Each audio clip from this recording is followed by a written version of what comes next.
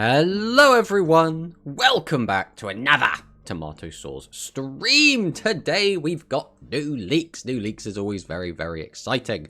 As well as we just had a new deck build, which is exciting, but I think new leaks have kind of made the deck build look a bit boring. I mean, deck build didn't have much in it to begin with, but people were quite excited to play with the new stuff. And then immediately after it's come out, it's like, oh, guess what? We're getting some more interesting stuff and it won't take too long. And I think it's very exciting. That being said, we did also just have the KC Cup.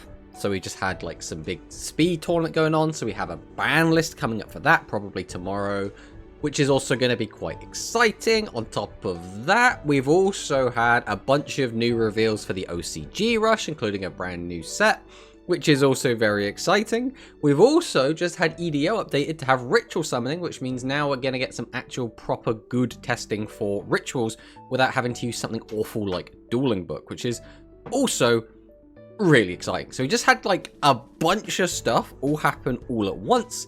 Now, this isn't too surprising. Generally, lots of good things tend to happen at the same time. This is like not anything too shocking. We also did just have the Sky Striker Chronicles anime, and that came out like a wet fart. It was so nothing.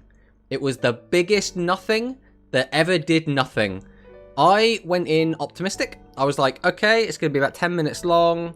The animation's probably going to be really good because they've spent months on it. So it's probably just going to be like, probably not too much story, but there's going to be like a really sick fight. And basically, it was one attack. And that one attack lasted about a minute. And the rest of it was nothing. And the animation it wasn't bad. There just wasn't anything. It was like, attack, pick up, rose, walk, the end. Like there was, I can't call the animation bad because nothing there was bad, but there was nothing there. So it was just like, why did we bother hyping this up? Why did we bother even putting this out? I don't know. It was just bad. It was just bad. It was bad in the sense that it was redundant. It wasn't exciting. It wasn't cool. It wasn't interesting. It didn't make me appreciate like the Sky Striker lore anymore. It wasn't even like a sick fight, so I got to be like, oh, that was cool. That like fired some neurons in my brain. It was just nothing. It was just nothing. But let's see who's in the chat before we keep yapping on about that.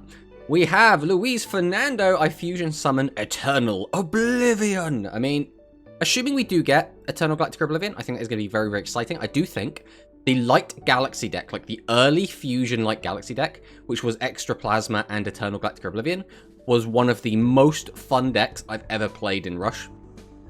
Now, obviously, it gets power crept. Like, if you tried to play that right now, that would not be anywhere near as good. But for the time when it came out, it was so much fun. It was actually incredibly fun. We have Ray in the chat. I was here when Seven Sesso got a new skill announced. Yes, you were. I mean, I'm excited for it. I think the big thing is when you start getting to Go Rush Fusions, which it looks like we're getting to, all of a sudden, there's a lot more, like at least in the OCG at the time when they all started coming out, we suddenly got a lot more playable decks. We didn't get like sudden spikes in, oh god, this deck's insane, this deck's insane. I mean, we still did, right? Like when Seven's Wonder Fusion came out, which was not long after Fusions came out. Because it was like Fusions came out with the Lug. So we got like the cat stuff. We got the Lug Dragon stuff. We got like the Eternal Galactic Oblivion stuff. We got the Transami Road Rhynek stuff. We got all of that. And then like in the anime, it was pretty much straight after that when we got to see Yuga versus Phaser is when Seven's Wonder Fusion came out. And Seven's Wonder Fusion was really strong because of Seven's Gears. But like outside of like outliers like that, generally there were a lot more playable decks. Everything felt a lot more fair. Decks all felt like they had a way to beat set 3 pass. Decks all had a way to make like a big guy. Decks all had a way to like do their big combo, and it felt really good, and it was a really good time for the game. So translating that into Duel Links, I think should also be really cool. Now, the issue I have with that is a lot of those decks feel fine to play, right? So like Light Galaxy, it felt good to play. So when we get a skill that makes fusion summoning not only easier, but also gives you a free plus, I'm now like, well, you're making the already smooth experience stronger, right? You're not even just making it smoother, you're increasing consistency at the same time you increase the number of cards you have access to, which naturally makes it better. Now the explosive play is now slightly more explosive. Now, I understand giving, like, the weaker decks the skills that plus a bunch. That makes a lot of sense to me from a, like, okay, this deck is a 7s era deck. It's not really going to compete with a Go Rush era deck. Let's give them a decent skill that gives them, like, a +2, so that when they're doing their really bad fusion, it doesn't feel as bad, sort of thing. But when we start giving pluses to a good deck, it feels really weird. Anyway, enough of the yappage for now. We're gonna go over all of this in depth in a minute. We have Corey in the chat. Hello. We have Barox in the chat. Good afternoon, Mr. Dinosaur Wing. Always Mr. Dinosaur Wing. We have Victor in the chat. I just realized something. We might not actually get anything. We have Dewan in the chat on a 3-stream streak. Hello, Dewan. Also, congratulations on your top 100 in the KC. There's literally nothing stating we're getting something. We might just get a random skill with fusion adding because there's literally nothing stating new cards are coming. I mean, like, that is like a chance, right? There's a chance. But let's face it, that's not happening, right? We all kind of read between the lines. We know that's not going to be a thing. Dragson is in the chat. Hello. Ninjetti Ursus is in the chat. Hello. I heard no leak. It wasn't even 10 minutes. It was 4 minutes. 1 month wait. Another 4 minutes. End of Sky Striker story. Yes, it was underwhelming. It was underwhelming. We have Hikari in the chat. Hello, Hikari. We'll give a shout out to Hikari before we forget to. So I'll go ahead and give out the Hikari shout out, as well as the fact that Hikari is running a tournament today. I'll go and grab that quick as well before I forget. So I want to go and grab that from here. So if anyone is interested in playing in a Rush tournament, go ahead and sign up to Galaxy Rush 11. Very, very important that everyone signs up. We need as many people in these tournaments as possible. I really wanted to enter Mono's tournament yesterday. Unfortunately, I was busy and could not. But I will be... I mean, I really, really hope I'm not busy again this evening. It's never guaranteed that I'm going to have the evening off. But I really hope that I have the evening off, because I don't want to miss 2 tournaments in a row. That would kind of suck, especially when new stuff's out. Can we say this at least? It's not as bad as the GX remastered. I mean, yeah. I mean, I'm quite happy just to watch GX again. But yeah, I mean, it's new at least, right? Feels like man. Did I miss yapping? Hello, Kuro-sama. We are always yapping. We haven't really gone in depth in anything yet, so you're still quite early. We've barely started. Good. Master of Seven's Road Trust. Master of Seven's Road, I think, it's soft confirmed. It's not, like, until we see the card, it's not confirmed. But it's like... You know, read between the lines. It's soft confirmed. We're almost certainly getting it, right? We have Gunkan Ship Shari. Hello, my friend. Unfortunately, everyone's streaks got broken, probably because my internet sucks, and occasionally it just drops midstream. So, sorry for that, everyone. We have... I hope we get something that actually make other decks able to compete with the ridiculous nightmare that is Gaia Matarian. It feels like the route that Konami want to take is just make a deck that is going to be stronger than Gaia Matarian. And then after that, we'll just make another deck that's going to be stronger than that. It feels like power creeping is like the way they want to do it. Which makes sense, right? Logically, you want the meta to get mixed up. What's the best way to mix up the meta? Make a new deck that's really, really strong. Suddenly, the meta will now change. Also, from a financial point of view, it makes sense because they want you to get the new cards. Why would you get the new cards if the new cards were bad, right? So, like... It makes sense that the new card's just going to be good. How you doing? Thank you, Tomato. Everything fine. Isn't it Tuesday, Tomato? It is indeed Tuesday. What is wrong with it being Tuesday? Is there anything weird about Tuesday? Are we playing today or just yapping? We are going to be playing. But after the long yapping session, we will be playing some Worms. That is the plan. We're going to play out the new Worms. I want to play Worms.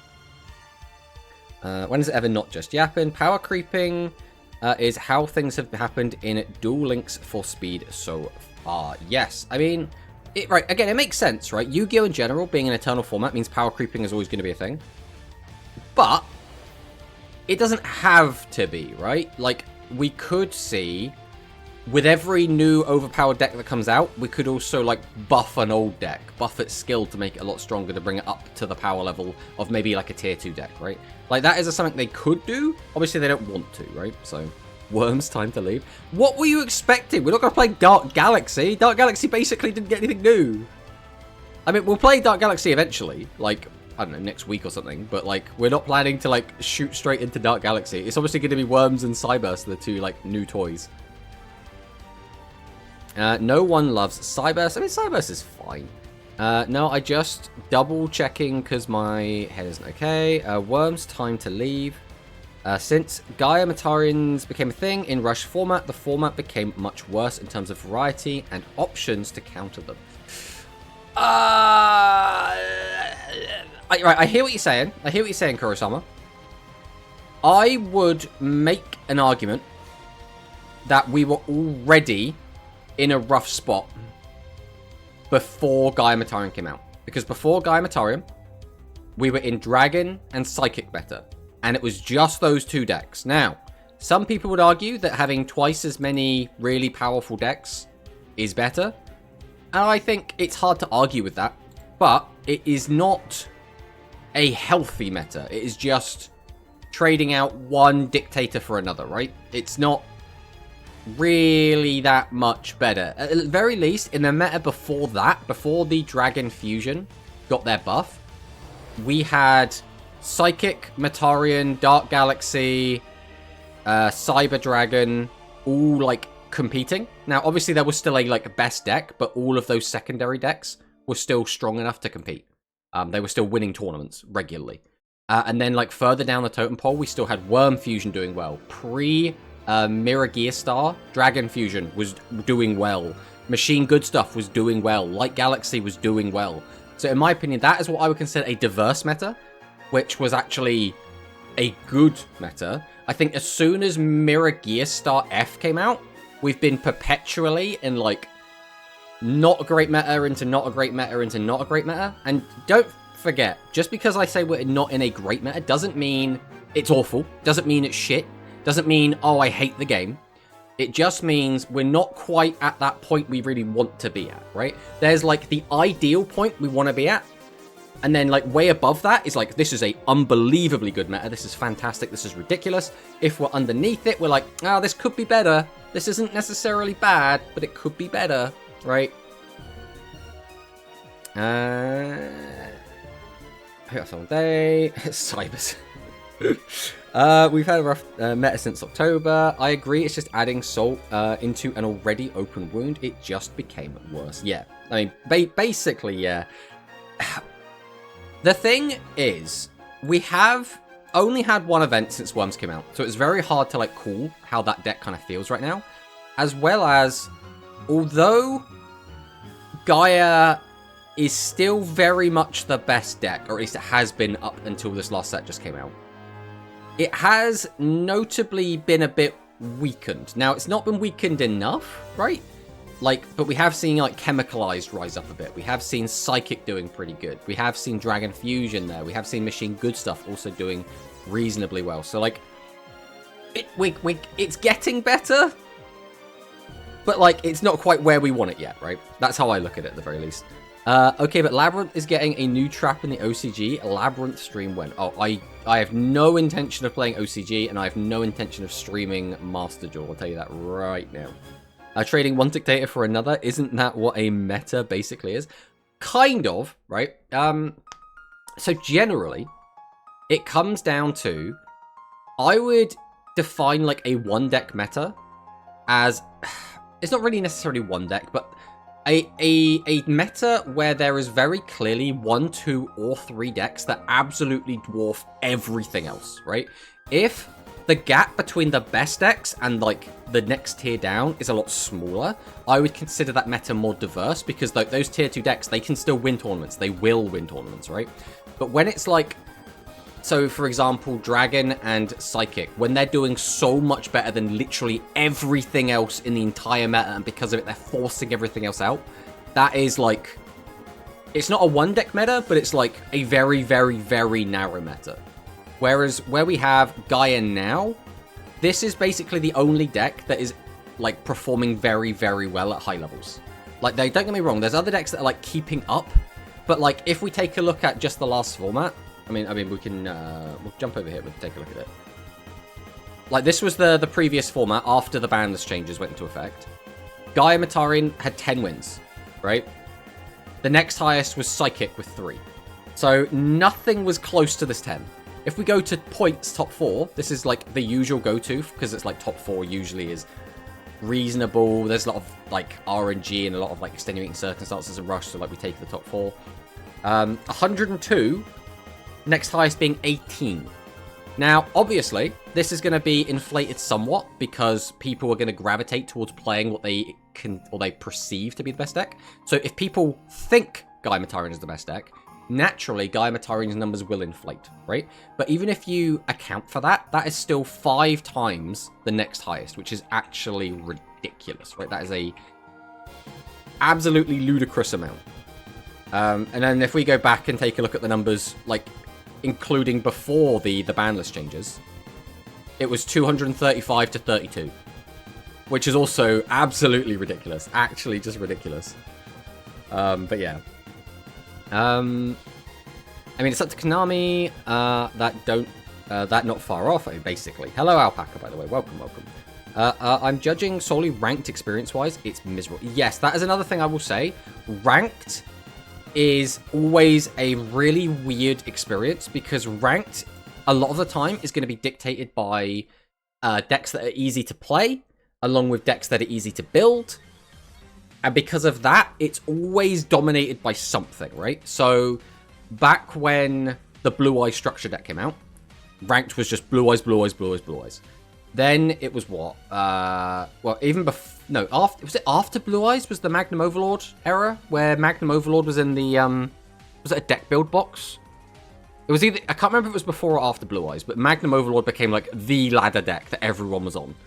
And then at some point, it was the Cyber Dragon deck. Just everyone was on Cyber Dragon. You just go... You queue up for ranked. Cyber Dragon, Cyber Dragon, Cyber Dragon, Cyber Dragon, Cyber Dragon. And I got so many comments on videos basically being like, when are we going to nerf Cyber Dragon? And obviously, as a primarily tournament player, I was like, what are you talking about? Cyber Dragon's not doing that well. Cyber Dragon's like a tier 3 deck. Like, it's won, like, a tournament in, like, the last, like, 4 months. What are we talking about? But the ladder experience is dominated by Cyber Dragon. So, from a ladder player's perspective, that was the boogeyman of the format. And it's awkward because Gaia got given out basically for free, the boogeyman is Gaia, and it also just so happens to be the strongest deck. So it's like, oh, they gave the strongest deck out for free. Now, obviously, Gaia on its own isn't necessarily the strongest deck. We do have Pure Gaia here. There are still some cards you'd want. Even if you play Pure Gaia, you're still going to want things like Monster Calling. If you play Gaia Matarian, obviously, you're going to need to get your hands on Ashura Star. You're going to need to get your hands on, like, the main deck cards for this deck. But it's not difficult if you've got the whole Gaia core just given to you for free, right? And I think it is something that needs to be taken into account. The ladder experience is something we should be striving to improve. And although I'm always going to be very tournament focused, I think it is very important to look at the ladder experience and try to work out how to improve quality of life in ladder as well. And unfortunately, Gaia Matarian sort of is it's a double-edged sword, right? Because on one hand, it meant a lot of free-to-play players and like speed-only players and Taurus, people that just want to get into Rush, they had a really good jumping in point. They're like, oh, you get this deck basically for free. You could just play it. It's relatively simple to play. It's actually quite fun. Like, the Gaia Matarian deck is actually fun to play. I know people are getting sick of it because it's been around for so long, but the deck is actually... It is fun to play. It really is. So, like, it was a good thing that happened. But on the inverse, people playing against it on ladder are like, for the love of God, I've played against this deck on ladder for the last, like, 2 months. Can it go away now? I am sick of it. So it's just like, there's like not a good option, right? It kind of sucks. Now, I didn't get to play after the ban list, so maybe this is wrong. I mean, it's basically the same. Basically. In Speed, they always go from one deck meta to another. I mean, kind of. It depends, again, how you look at it. Like, Speed, I think, tends to jump around a lot, but again, depending on who you ask... Like, if you ask, like, the TPC, They're going to say, oh, this is a 1-deck format, this is a 2-deck format. But the way I look at it is, Tier 2 and Tier 3 decks should be good enough that they can win tournaments. If you're not winning a tournament, or if you don't have the capability to win a tournament, you're not a Tier 3 deck. That's kind of how I look at it. So I would just want Tiers 1, 2, and 3 to be as robust as possible. Now, there have been times, for example, pre-nerf Heroes, where that was very much a solo Tier 1 deck. But that was like... It's not necessarily an outlier, but it wasn't solo Tier 1 for like too long. Like, it was longer than it should have been, but it wasn't like ridiculous, I suppose. Wait, who won monos yesterday? It was Isarius. Isarius won monos yesterday. If not ever changing, I gotta run, have a good one tonight. Goodbye, Victor. Igami, hello, chat. Bye, Victor. Take care, you too. Isarius Guy deck won because Ari, or it's RT, just to confirm, because there's Ari. Yeah, you corrected it yourself. Worms deck, phone died. Blue Eyes Monarch, my beloved. Yeah, Blue Eyes Monarch was a cool deck. I was never like the biggest fan of it, but I know a lot of people that got really into the game because of Blue Eyes Monarch, and I'm like happy they did, right? So the finals weren't really played. That's so sad for Artie. Yeah, it does kind of suck. Top 4 had 3 worms, so the meta is maybe healing. I mean, potentially. But, you know, Gaia Matarian still did win in the end. Phone died. Lol. Draco moment. Oh, yeah. Very true. That was so funny when that happened in Rushmore Coliseum. We need to make our own meta. Best players stopped playing Gaia Matarian, and only bad carried by deck people still plays that. I don't think that's 100% true. I do think there is some truth to that, in that a lot of the players that were winning a lot of tournaments did stop playing it, and because of that, the dedicated players that were still playing it did stick around, and they did continue to win tournaments. So, like, I think there is some truth to what you're saying, but it doesn't tell the whole story, right? Of course, they gave us double XP the week after I got done maxing everyone again. But they probably did it because it's May coming up, right? And May is like the Worlds prep month. So they're going to put out the last sets before Worlds, or like the World Qualifier. And then that will be like a big exciting time. So that's probably why we're also trying to shove out the new Fusion stuff. Because they want the WCQ to have all of the new Rush Fusion stuff, which is going to be like interesting. But hello, eHero XGP, welcome. But yeah, this was the results of yesterday's tournament. We had Gaia Matarian, Worm, and then Psychic, Chemicalized, Gaia. So, you know, not too bad. It is at least somewhat diverse, but again, it is the very first tournament of the new meta, so you got to take everything with a pinch of salt. A lot more people will be trying out some of the new stuff. It was a shame we didn't see any worms here, really. That was like the big thing for me. But for now, I guess we will go and take a look at the leaks. We'll hit refresh because I know that some cards did get data mined, but like they're all speed cards, and because of the way that speed works, the database gets edited, but then the database edits don't necessarily mean the new cards are going to be in. It just means that they'll probably be in the next like X month. So like it's a bit weird there. But we do have some IDs that got updated. Oh, we do have the new cards. Nice. We can go through this in a minute then. Upcoming Chronicle Border Rainbow. So this is a border. So Rainbow Border could look nice. I don't really know until I've seen it. I'm never a big fan of like lots of color in the border personally, but we'll have to see. And then purple and green text chat is probably going to be WCQ stuff.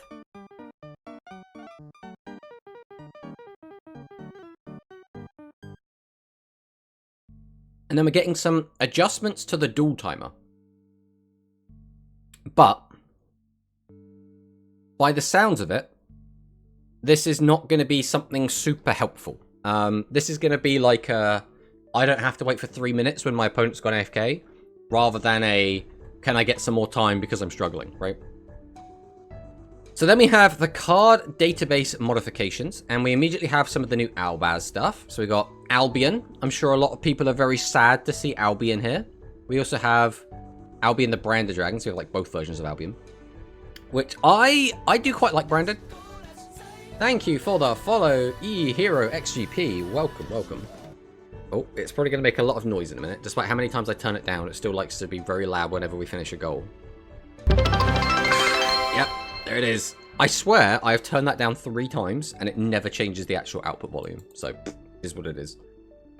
But we do have the new branded stuff. I think the new branded stuff's cool. Then we have the new Ancient Gear stuff. And this Ancient Gear stuff is actually like the good Ancient Gear stuff.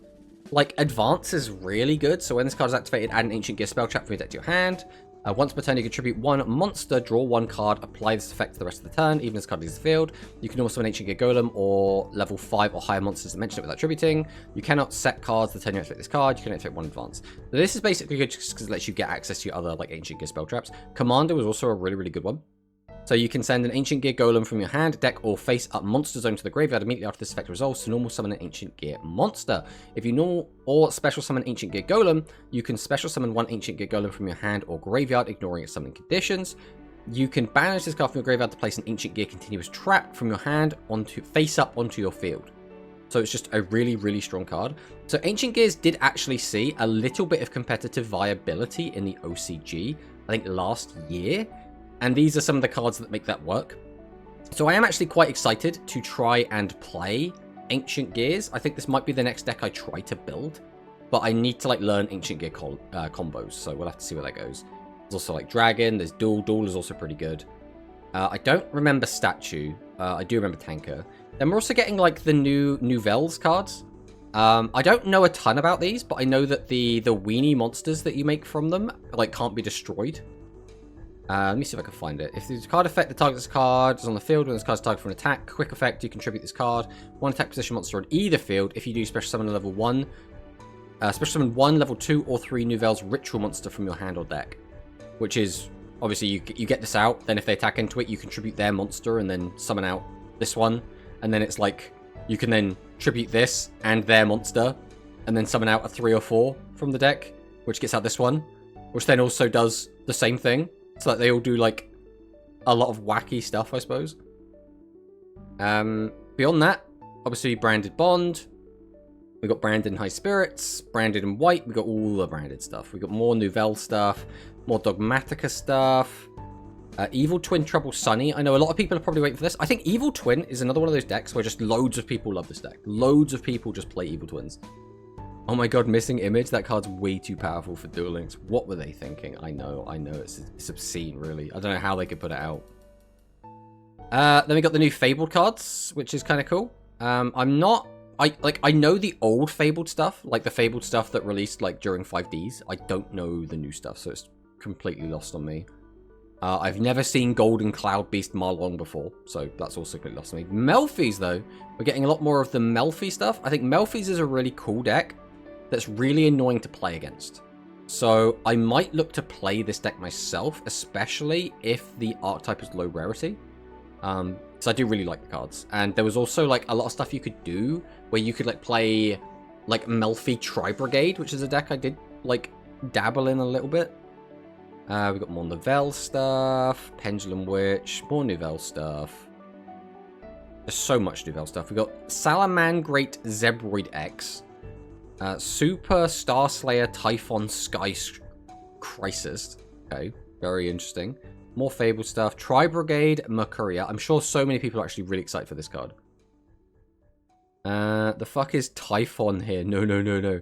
Which one is Typhon? I don't think I've ever seen Typhon before. So 2 level 12. During the turn or turn after, your opponent special summon 2 or more monsters from the... Why is this song back again, by the way? We just listened to Besaid. There we go, that's something new. Extra deck, you can also access this card by using 1 monster you control with the highest attack, your choice of Tide. If you do, you cannot normal summon special monsters this turn, while this card is actually summon monsters on the field. Neither player can activate the effects of monsters with 3,000 or more attack. Once per turn, you can detach 1 material from this card, return 1 monster on the field to be in his hand.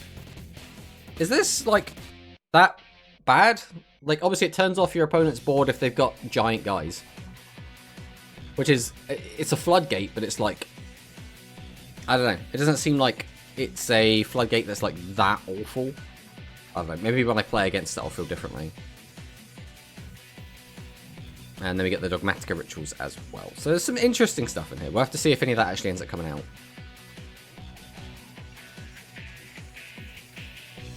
It's the Seuss enemy. It's an extremely meta-relevant TCG Master Duel board breaker. I see. I mean, board breakers are still good though, right? We need to have some sort of board breaker. And I especially like board breakers that aren't just like you automatically break the board with no effort put in. The difference with that one being, I guess, that if your opponent isn't playing a bunch of turn 1 monsters that have 3,000 more attack, it doesn't really matter, right? Zeus, aka Zeus.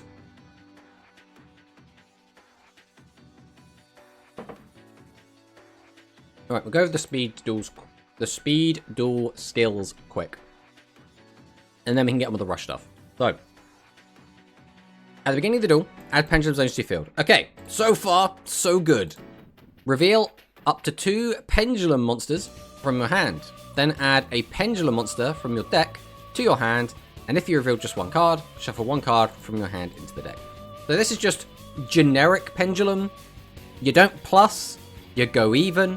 If you're playing a pendulum deck that doesn't have a skill, or you want to play like a pendulum soup deck, this is going to be fine. Then we have the Yuya Yuri skill.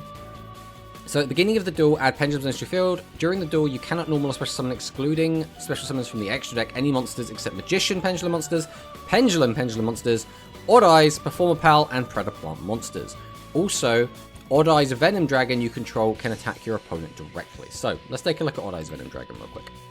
Once per turn, you can target 1 fusion monster you control, gains 1,000 attack for each monster your opponent controls until the end of this turn. Made using a Starving Venom and an Odd Eyes.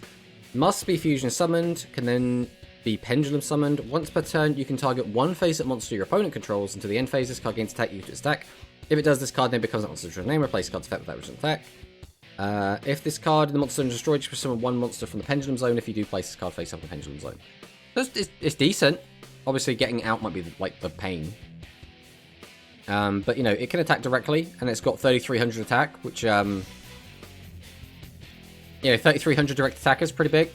The pendulum skill is a +1 if you reveal 2.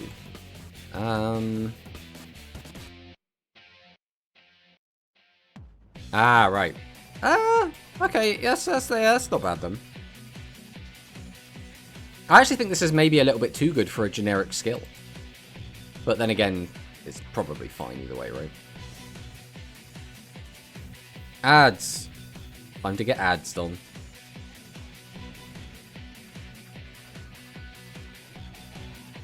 Interestingly, nothing's telling me there are ads playing right now. But it is what it is. There we go, now it's saying ads are playing. Thank you, Twitch. It's fine, we can wait until the ads are gone. Oh, the ads are such a pain. Such a pain. New deck building box is so good, said not by me. I think that deck building box is fine. Again, I'm disappointed in the deck building box, not because of what's in the box, because it was such a small number of new cards. That's the reason I don't like it. I like the cards that are in it. I think Gantry is a really cool card. I think the new alt art, or the Overrush Rare Bill Dragon, is really cool. I'm quite happy with Brusselin for the Cyberse deck. I think that's also pretty cool. I mean, we'll probably open it, right? We're probably going to look at it in a minute. We'll put it over here for now. We'll come back to it in a minute. But yeah, I think, like, alt art's cool. Dragline is really cool. Gantry's really cool. Brusselin's cool. I don't really give a shit about Hictotron, if I'm being honest. It's kind of whatever. Karibatero, don't really give a shit. I'm happy it's here, I guess. And then Bizarma, again, I don't really care. I don't really care about any of these, but I do care about these. Like 1, 2, 3. I think all 3 of these are really good cards. I'm starting to think they're releasing deck boxes so much for Rush, just not give us 500 gems. I mean, potentially. Could be. Pendulum support, I'm back in the game. Alright. Let's go back over to here then, while we're waiting for everyone to come back. But we can reveal an Odd Eyes card in our hand and set 1 Odd Eyes Dissolver from your hand to the deck. Its battle position can be changed, and place 1 Time Gazer Magician from outside your deck to Pendulum Zone. You can add a Pendulum Monster from your deck to your hand. You get any Pendulum you want to your hand. And you get a Dissolver on the field and a Time Gazer in the Pendulum Zone.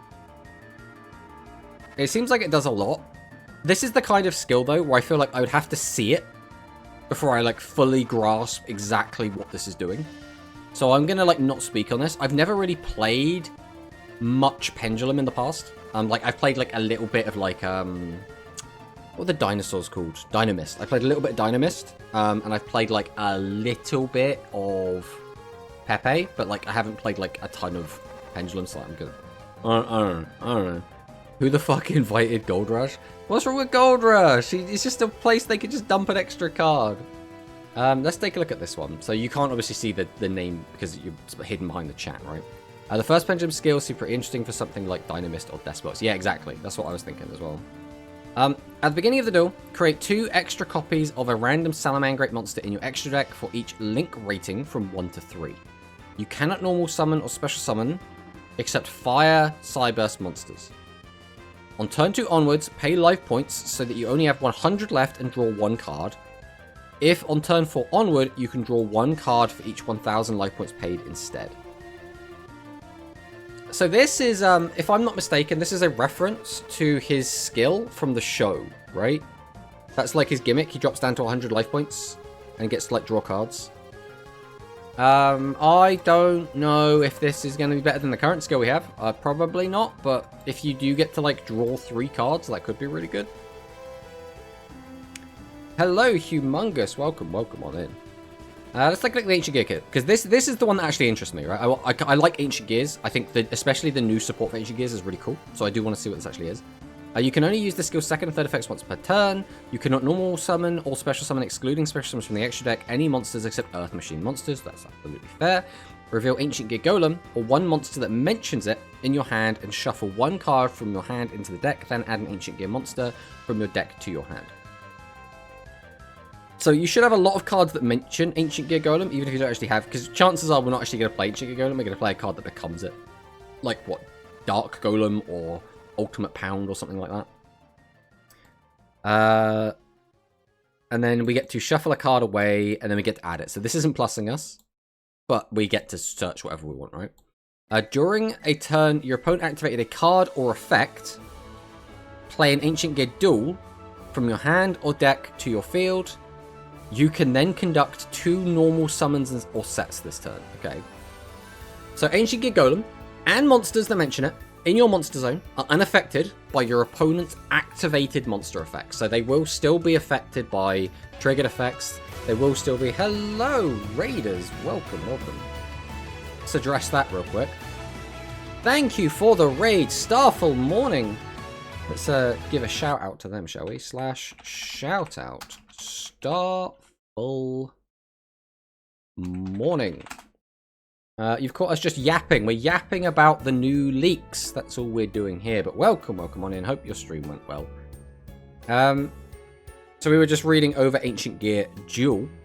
So unaffected by effects or activate effects means they'll still be affected by triggered effects. They'll still be affected by continuous effects. So that's at least something. Do not hand trap Ancient Gear. Worst mistake of my life. Well, there we go. If your opponent controls a monster, you can fusion summon 1 fusion monster that mentions Ancient Gear Golem from your extra deck by banishing monsters from your field or graveyard as material, including Ancient Gear Golem you control. And if you do, it can make up to 3 attacks during each battle phase. So it's like, if your opponent activates a card or effect, you get to immediately play Ancient Gear Duel on your field. You could, because it's been set by a skill, or because it's been played, I suppose, you can activate it immediately, which means that then Ancient Gear Golem and anything that mentions Ancient Gear Golem, which would include things like the Commander, and obviously Dark Golem becomes Ancient Gear while on the field or graveyard. They then become unaffected by your opponent's activated monster effects. And then if your opponent controls a monster, so assuming we're going second here, we can then immediately fusion summon... Well, I suppose at any point during the turn, we can just fusion summon and get out a guy that can attack 3 times. Which sounds pretty good. It seems pretty good. I was playing Mahjong and Uno. Ooh. I mean, I've tried... I don't want to say I've tried. I have dabbled into playing a little bit of Mahjong. I don't still fully understand the rules. But it's always been something I've been interested in. I mean, everyone plays Uno, right? Everyone loves Uno.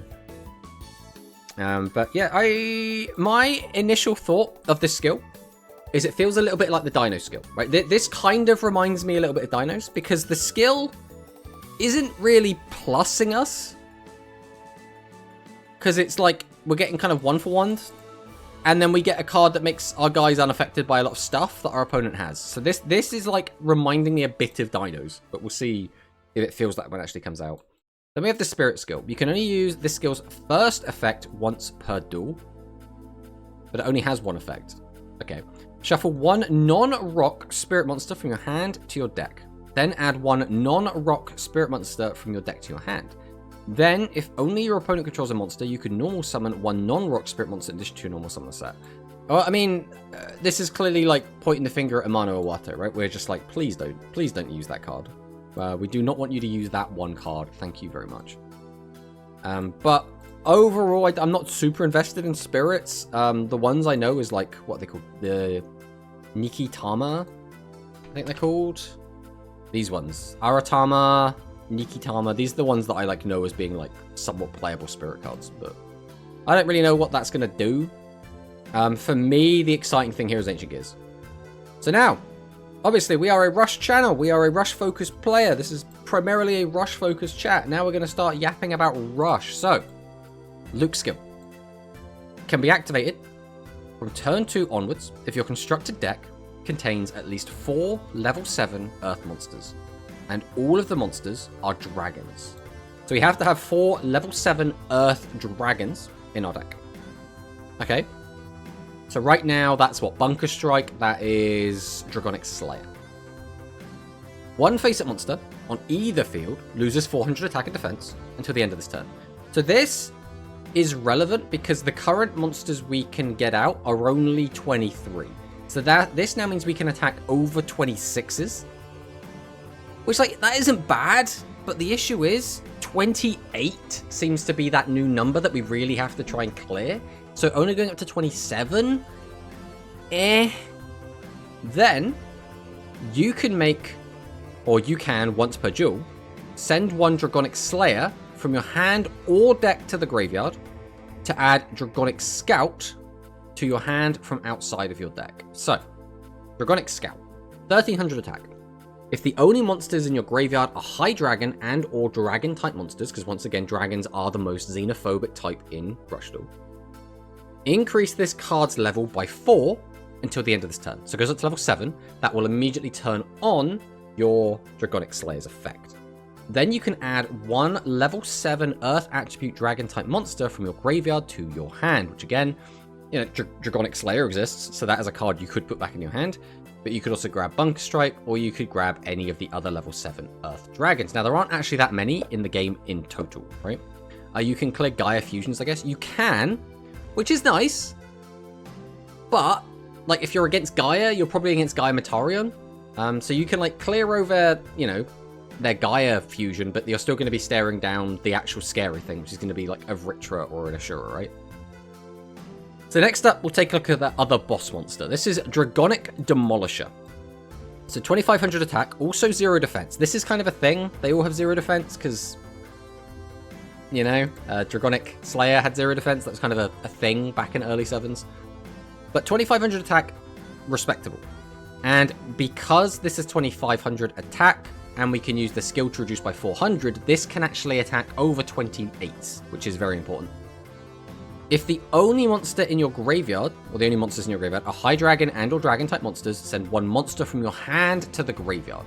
Now notably, obviously Scout can just get us an extra monster in our hand, so we can use that to plus and then tribute out for Demolisher. Demolisher can discard a monster, etc, etc. A spirit skill could be useful for Shinobirds. Definitely could be. Oh, do we know we're getting Shinobirds? Like, smash. You do you, Alpaca, you do you. Destroy one face-up level 8 or lower monster on your opponent's field. So again, this will let you pop like a Gaia Fusion, right?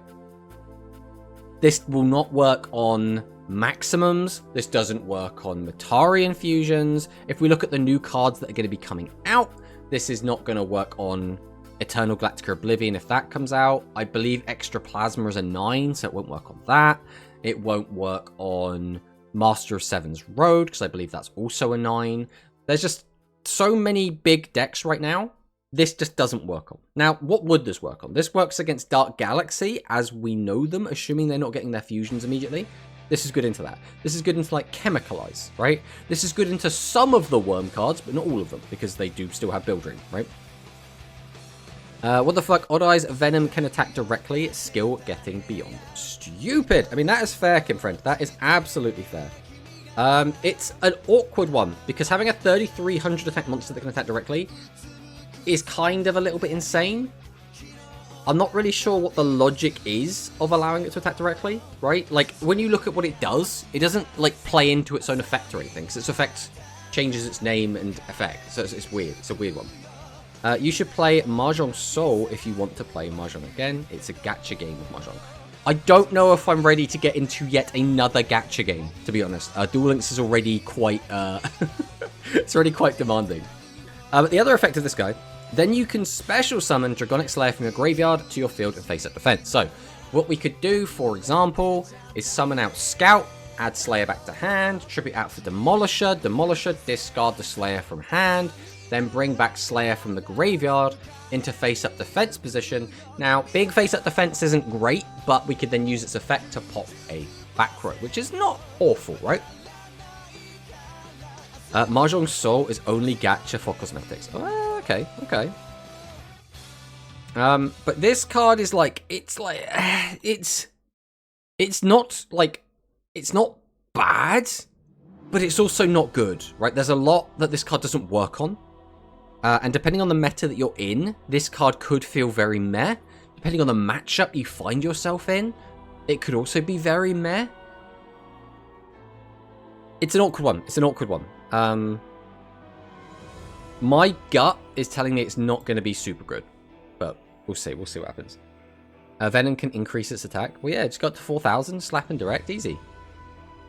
So the next card we'll look at, this is a brand new card, Dragonic Geist. So, if the only monsters in your graveyard are High Dragon and or Dragons, send two face-up level 4 or lower effect monsters from your field to the graveyard. Special summon a level 7 Earth attribute or Dark attribute monster with 2500 attack from your graveyard face up to your field. So this lets you get out, like, Metageus's Dark, I want to say. This would also let you get out, specifically, the Dragonic Demolisher. So there's a few things you could do with this. I think this could probably come out fine. The only... There isn't really a negative here, right? I'm trying to think if there's any, like, Dark or Earth dragons that are exactly level 7 with 2500 attack that actually matter. So if we go... minimum attack, 2500. We go maximum attack, 2500. We go dragon, because we have to have our graveyard only having dragons and high dragons. We also need it to be dark or earth. So dark. So we could get back Mirror Gears. That one is dark also. Meta Gears. We still don't have Clad Soul. And we still don't have Zero Gears yet. I don't know when we're actually going to get these cards, but it's kind of whatever. And then the other one was Earth, which I think there's going to be very few here. Yeah, it's literally Demolisher and Grave Bronze. So not much going on there. This card could probably come out fine, realistically. I would assume good Earth Dragon lists will run pressure like RB to get around big threats. Yeah, most likely. But the issue is, if you're playing that anyway, then what you really want is monsters that just give you a ton of plussing, so that you just have lots to discard, and then you can build a board afterwards, right? Is there any new Elemental Hero support in Duel Links? So Elemental Heroes right now is one of the best decks. If we go to the tier list, for example. Elemental Heroes are in tier 3 at the moment, so like they're decent. The only issue with Heroes right now is they are very much a Floodgate deck. So what the deck tends to do is just sit on DDG and Necro Valley and try and win with them. And then, you know, use Super Poly and hope that's kind of enough to just win the game. But in terms of like brand new stuff, no, we haven't seen any like actual new stuff coming out for them. So hello Victor, welcome. So the next card we'll talk about is Dragonic Force. This is a spell card for the Dragonic archetype. Shuffle 3 dragon type monsters from your graveyard into the deck. This turn, one face up monster on your field gains 900 attack. 900 is a bit of a weird number, but okay. and your opponent cannot activate trap cards when it declares an attack. We don't have to worry about that. We don't have any of those. Then you can special summon a Dragonic Slayer from your graveyard to your field, face up defense. And this seems to be the trend, right? They're like, oh, you can spam out Dragonic Slayer. That's fine. As long as it's in defense mode, that's completely fine. So it's not bad, right? Because if we can just keep spamming out Dragonic Slayer in defense, we could like get it out, pop a back row, ideally tribute it off, summon something else, maybe bring it back again, pop another back row, and you can kind of just whittle through your opponent's back row, which like is not actually a bad strategy. It's just a little bit awkward. So this card potentially could come out with the Dragonic stuff. It wouldn't be too surprising. Then the other card I think could come out is Tribe Mirror Dragon. So again, this is a kind of a bit more of a modern card. But we are now getting fusions, so why not give them a fusion? So it's made using a level 7 Earth attribute Dragon-type monster. And as we went through just now, that is Dragonic Slayer, that is Dragonic Demolisher, and that is Grave Bronze Dragon. These are the only 3 monsters that meet this criteria. So it has to be one of these 3. Now you could also release this as well. You know, it's a secret order target. That's kind of the only real relevance it has. But this is made using that, and then any 2 dragons. So, you know, just get out your Dragonic Slayer, get out 2 more dragons, fuse them together, get this guy out. Send the top card of your deck to the graveyard.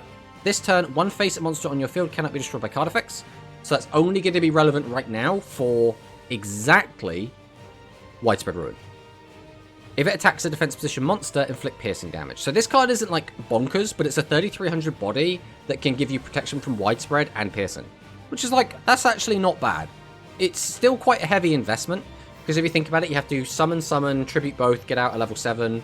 So that's what, 3 cards. And then normal summon, activate fusion. So it's quite a heavy investment. Obviously, you have lots of ways to plus. So it's not that bad. But it's still a 6-card investment to get this out. And I don't think this thing's like overpowered, but I think it does add an extra like option for the deck. So I could see this coming out. Obviously, we have Grave Bronze as well. And then the last card I'm going to talk about here is Water Mirror Serpent. And this is kind of support for Tribe Mirror. So if Tribe Mirror came out, I think this could come out with it. If the only monsters in your graveyard are high dragon type and or dragon type monsters, shuffle 2 non-fusion monsters from your graveyard into the deck. Fusion summon by sending 1 level 7 water attribute or earth attribute type monster and 2 or more dragon type monsters from your hand and or field to the graveyard. So this basically means you don't have to run fusion, right? So it's quite nice to be able to play with that.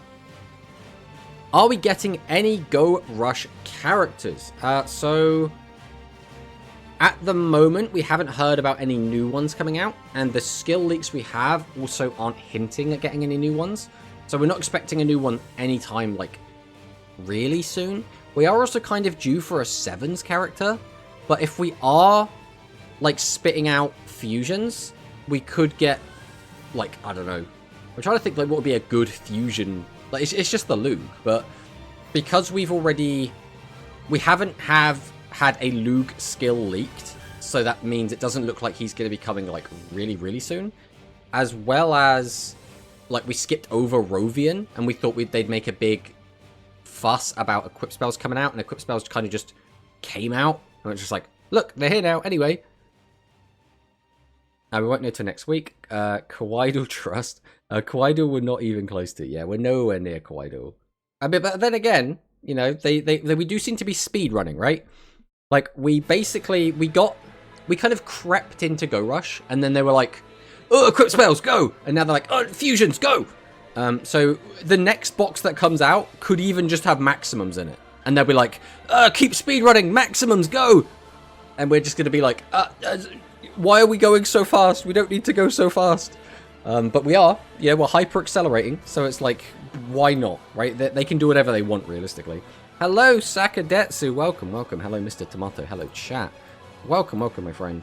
Yes, give phaser. The thing is, we got Equip Spells.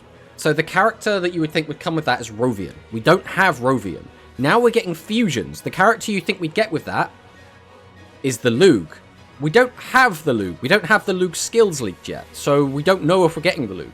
Which means what they could do is this next box coming out could just be fusions without the Lug. Then they could immediately in the next box give us like the Sea Serpent Maximums, like randomly, and then just not give us phaser. And I'd be like, what are you doing? But who knows? Who knows? We're getting Neanderstar? I mean, we could do. I would like Neanderstar, but I put it down to Neanderstar wouldn't be playable because one, her deck isn't iconic. It's not super interesting, and her gimmick is that she has 3 Mirror Force. That's kind of like the main gimmick that she has, sort of like spellcasters. So like, sorry, what are these cards? Leak speculation. So these are speculation based off of the skills. We're currently just looking at this skill, and we're deriving, we're inferring cards that might come out based on it. Hyper Accelerate to EOS. Oh, end of service. Hello, Ari, by the way. Welcome, welcome. Yeah, I know Ari isn't super thrilled with the way this is going. My thoughts on that is basically, I don't mind this skill, or this skill. We're kind of skipping ahead a little bit. I actually think this is the problem. I think this Udius skill is the issue. And that is just because I don't think this skill needs to plus, but it's plussing anyway. And that is weird to me. Like, if we were trying to balance these skills, we would have... This one would probably plus, but it doesn't need to. This one has to plus to keep up, because until we get 7's Wonder Fusion, this deck's just going to feel really, really slow.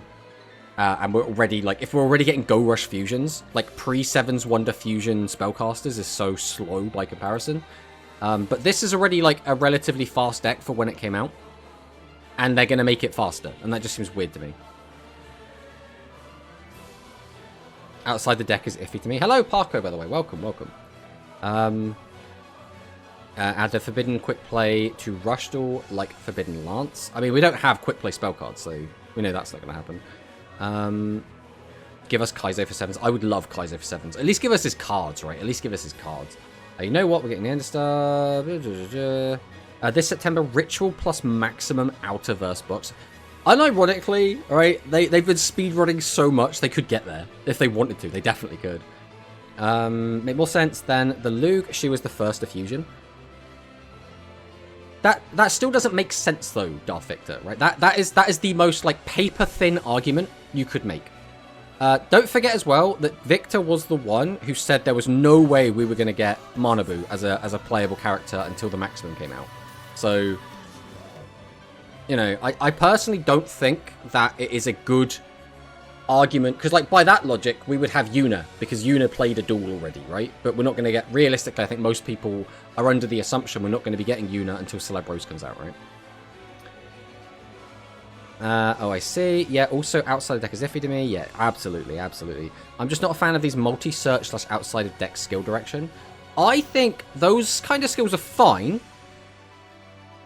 if the deck is ass, right? Give a busted skill if your deck is really bad and you need a good overpowered skill to be able to keep up with the other decks that basically don't need a skill, right?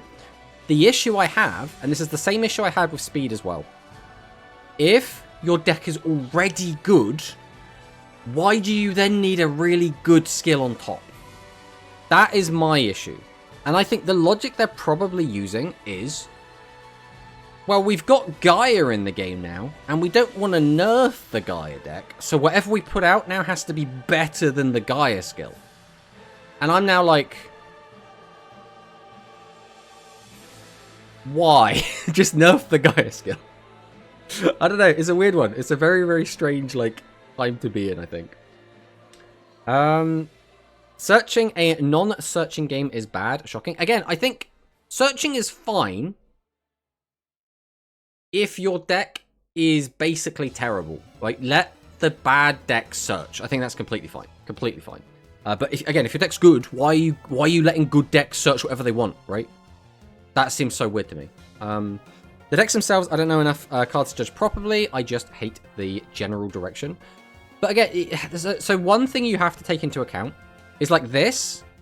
All the cards mentioned here, by comparison to the Light Galaxy stuff, are really old, right? They do release cards later on, like we were saying, 7's Wonder Fusion, that does allow this deck to keep up. So this deck without Seven's Wonder Fusion, having a way to plus, I think is fine, because the investment to get out these monsters is so heavy, right? You've got a normal summon, then you've got to tribute your monster to summon out Seven's Robe Witch, you have to discard a card to summon out the Seven's Robe Magician, you then have to activate Fusion, right? So you're investing 5 cards to get out your one boss, and your one boss dies to Torrential Tribute. So investing 5 cards into that, and then having it just be completely popped, kind of feels bad. If we look at Galaxy, for example, you could just... For example, activate Secret Order, you have your boss on the field. Activate Fusion to any other cards, which means getting out Eternal Galactic Oblivion, just as an example, we don't know if we're necessarily getting Eternal Galactic Oblivion, is only a 4-card investment. And there are so many ways that Light Galaxy have to plus, that it's probably not actually a 4-card investment. It's probably more like a 3-card investment. So, like, when you compare those two, I'm okay with this skill existing and giving them a 3+1. I also don't mind the consistency boosting. As long as, like, what I want, though, is, like the hero skill. You get rid of a card, you get Fusion. I think that is a good design skill, right? Suddenly, it's like, I'm not plussing. I'm not just going to pop off and go into the stratosphere, but I do get Fusion access, right? Right, let's go back and see what we missed. I saw a serpentine dragon in the sea and thought we'd get some sort of sea serpents. Silly me. No, don't be silly. We're not getting sea serpents. That would be too much fun. You're right, this will get out of hand in the future. Just more dragon stuff. Dragon links. Always dragon links. Is Rush Duel more popular in Japan? Rush Duel is popular in Japan, but it's not, like, insanely popular, right? It's not, like... It's not dwarfing... the other games, realistically. Like, Yu-Gi-Oh! TCG is still, like, one of the most popular ones.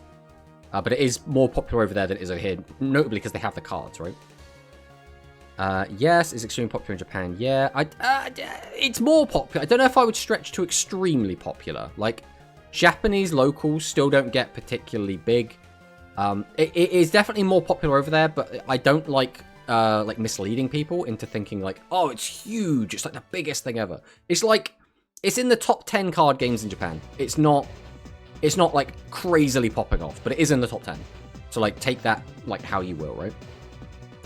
I mean, hey, why we won't just have Gaia in the upcoming GRF? I mean, that's true. That's very true. They can nerf the Gaia skill now because you can't get that deck. You can. It's a free lifetime mission. Yeah, I did actually hear that. The campaign has ended, but I went on my 3rd account the other day. And even though the campaign ended, they did still give me the deck for free. So, it is. I've not seen an update. They really need to put something in it. What Pokemon gen is the battle music from? That's an excellent question. It's gone now. Right now, we're listening to Digimon World 3. So, we've gone from Pokemon to Digimon. That's just the world we live in. I wouldn't mind consistency skills. Oh, we've got another ad break, for God's sake. If they also didn't +2 and boost and fill the graveyard. Yes. That is kind of how I feel. But again, if the deck is bad, if it's a really bad deck, I don't think that matters. Again, my issue is always going to be, don't give good decks a good skill. Give bad decks a good skill. Give good decks a fair skill. Right? That's the way I always look at it. Yeah, I don't know why the ads are happening so much. We're supposed to only have... Like, how long are we deep? We're 30 minutes in and we've had 2 ads. No, we're an hour and... Oh, Christ, we've been going for a long time. Okay, about 2 ads for, like, now was, like, kind of normal, I guess. But yeah, I despise the ads, bro. I would just literally turn them off if I could. It bothers me so much. Like, I'm not going to make any money from these ads, realistically. It's just here to be annoying. We'll just wait the 20 seconds. We'll wait until the ads go away before we continue.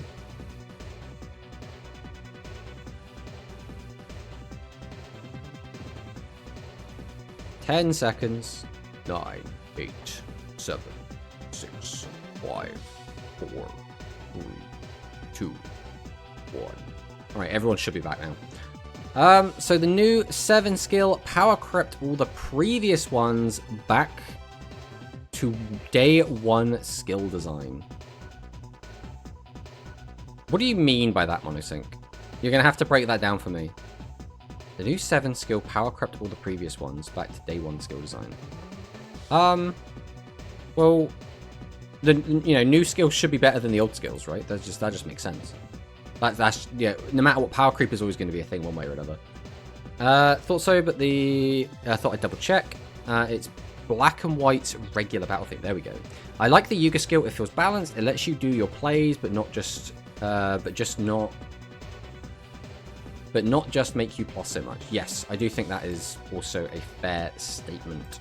But again, the issue I have is if they gave us 7's Wonder Fusion as well as the skill, I would be exactly like, why have you done this? Why have we done this? Yeah, I know, regular battle music. 7 skill itself could be fine, but saying like double search concept. Oh no. Tomatoes can't be trusted. Oh god. He's got a knife. He's got a knife! Hello, tomatoes can't be trusted, by the way. Welcome, welcome. Let's catch back up. Degenerate formats like current Gaia one we have now. Yes, it's pretty rough. It is very rough. I mean, it's a top 9, yeah. Always the best ad timings. You don't like a plus? Just mill with Dark Galaxy. I mean, not wrong, right? 6,000 to more billion ads. I mean, we only had 2 ads. We've had 2 ads, Ray. We don't like the ads here, but they're here. They're not going anywhere, and I can't turn them off. When is Meeg-Chan's skill, Konami? Sorry, Levius. I don't know how to tell you this. I don't think that's ever happening. The new skill might actually be better. The new skill with the equipped one, not this one. You have to test it, right? On paper, I don't think the new Tearfang skill is going to be better. I think it is better for a single push turn, and it is worse for a grind game. So if you're at the point where you're just going to be killing your opponent instantly, Tearfang's better. If you're playing the grind game, and it's going to go on for a while, old skill better. That's kind of how I look at it. Sure, okay, that could be... The equipped search once per duel. Yes! I was hoping that I can see a future where a deck can play different skill and not just play a single one. No, that's never going to happen, honestly. That is too difficult for them to balance and to worry about. If they want to keep things coming out at the cadence they have been, they're just going to shit out things as they have been. Realistically, we're not going to see a big mix-up. We're going to see, in the same way that, like, if a new card comes out that's really good for your deck, and you always just immediately slot it into your deck, if the new skill comes out and it's just better for your deck, you'll just immediately slot it in. You got to think about it like it's a new broken card for your deck, and that's just, it's always going to be the case, right? Hey, oh no, the tomato is multiplying. It happens more often than you'd like. You can't disable it. No, you cannot. Once you reach affiliate or partner, you cannot disable ads. It's a pain in the ass. Meeg-Chan skill adding the maximum. Matarian can play different skills. They very much can. Mono is crazy. He wants to play the game. I think what it comes down to is a lot of people that play card games, the most enjoyable part of playing the card game is cooking, right? It's coming up with brand new ideas. It's deck building. It's trying to make a deck no one has made before. And skills do exactly the opposite. Skills say, we're going to put a load of restrictions on your deck building. You have to play it like this, which from a balance perspective and from a, like, anime-esque perspective is better because it means you won't just see pile decks everywhere. Because if you don't have the skills restricting what you can put in your deck, people just play a pile of the best cards, and that would be what everyone played, right? Now, as we got, again, into Go Rush Fusions, we started getting decks that specifically built or got out very specific fusion monsters. Because of that, all the support cards for those kind of type-locked you somewhat. So the game naturally evolved to a point where a lot of the more powerful decks basically forced you to type block yourself. We're not there yet all the way in Duel Links, as well as even now we do still have pile decks. I mean, Gaia in OCG is still a pile deck, right? There are some decks that are still pile decks. He wants to cook. Get him. Imagine wanting to play Yu-Gi-Oh! Yu-Gi-Oh! Of all things. I know, this game, it was full of floodgates. It's awful. I don't know if I want to play this game. Will Rush Duels add special summons? What do you mean by that, Starfall Morning? Because we have loads of special summons in Rush Duel. We have fusion summoning. Obviously, there's just lots of ways to like bring stuff back from the graveyard or special summon from hand. As we have maximum summoning, that's a special summon. As we go on, we do know that contact fusion is around the corner. Ritual summons have just come out in OCG. Different skill can be like 2 different spellcaster skills, not just generic pile skills. Yes. I understand what you're saying. And in a way, we do sort of have that with Worms, right? Worms, for a while now, obviously, if we discount the current brand new stuff we just got, have had Maximum Excavator, which they could use to play the maximum version of Worms. And they've also had the Dynamic Build Dream, whatever it's called, which is the fusion version of the deck. Now, you could make an argument those are different decks, but they're both still Worms, right? So, like, there is kind of that. In Cyberse 2, but they're bad.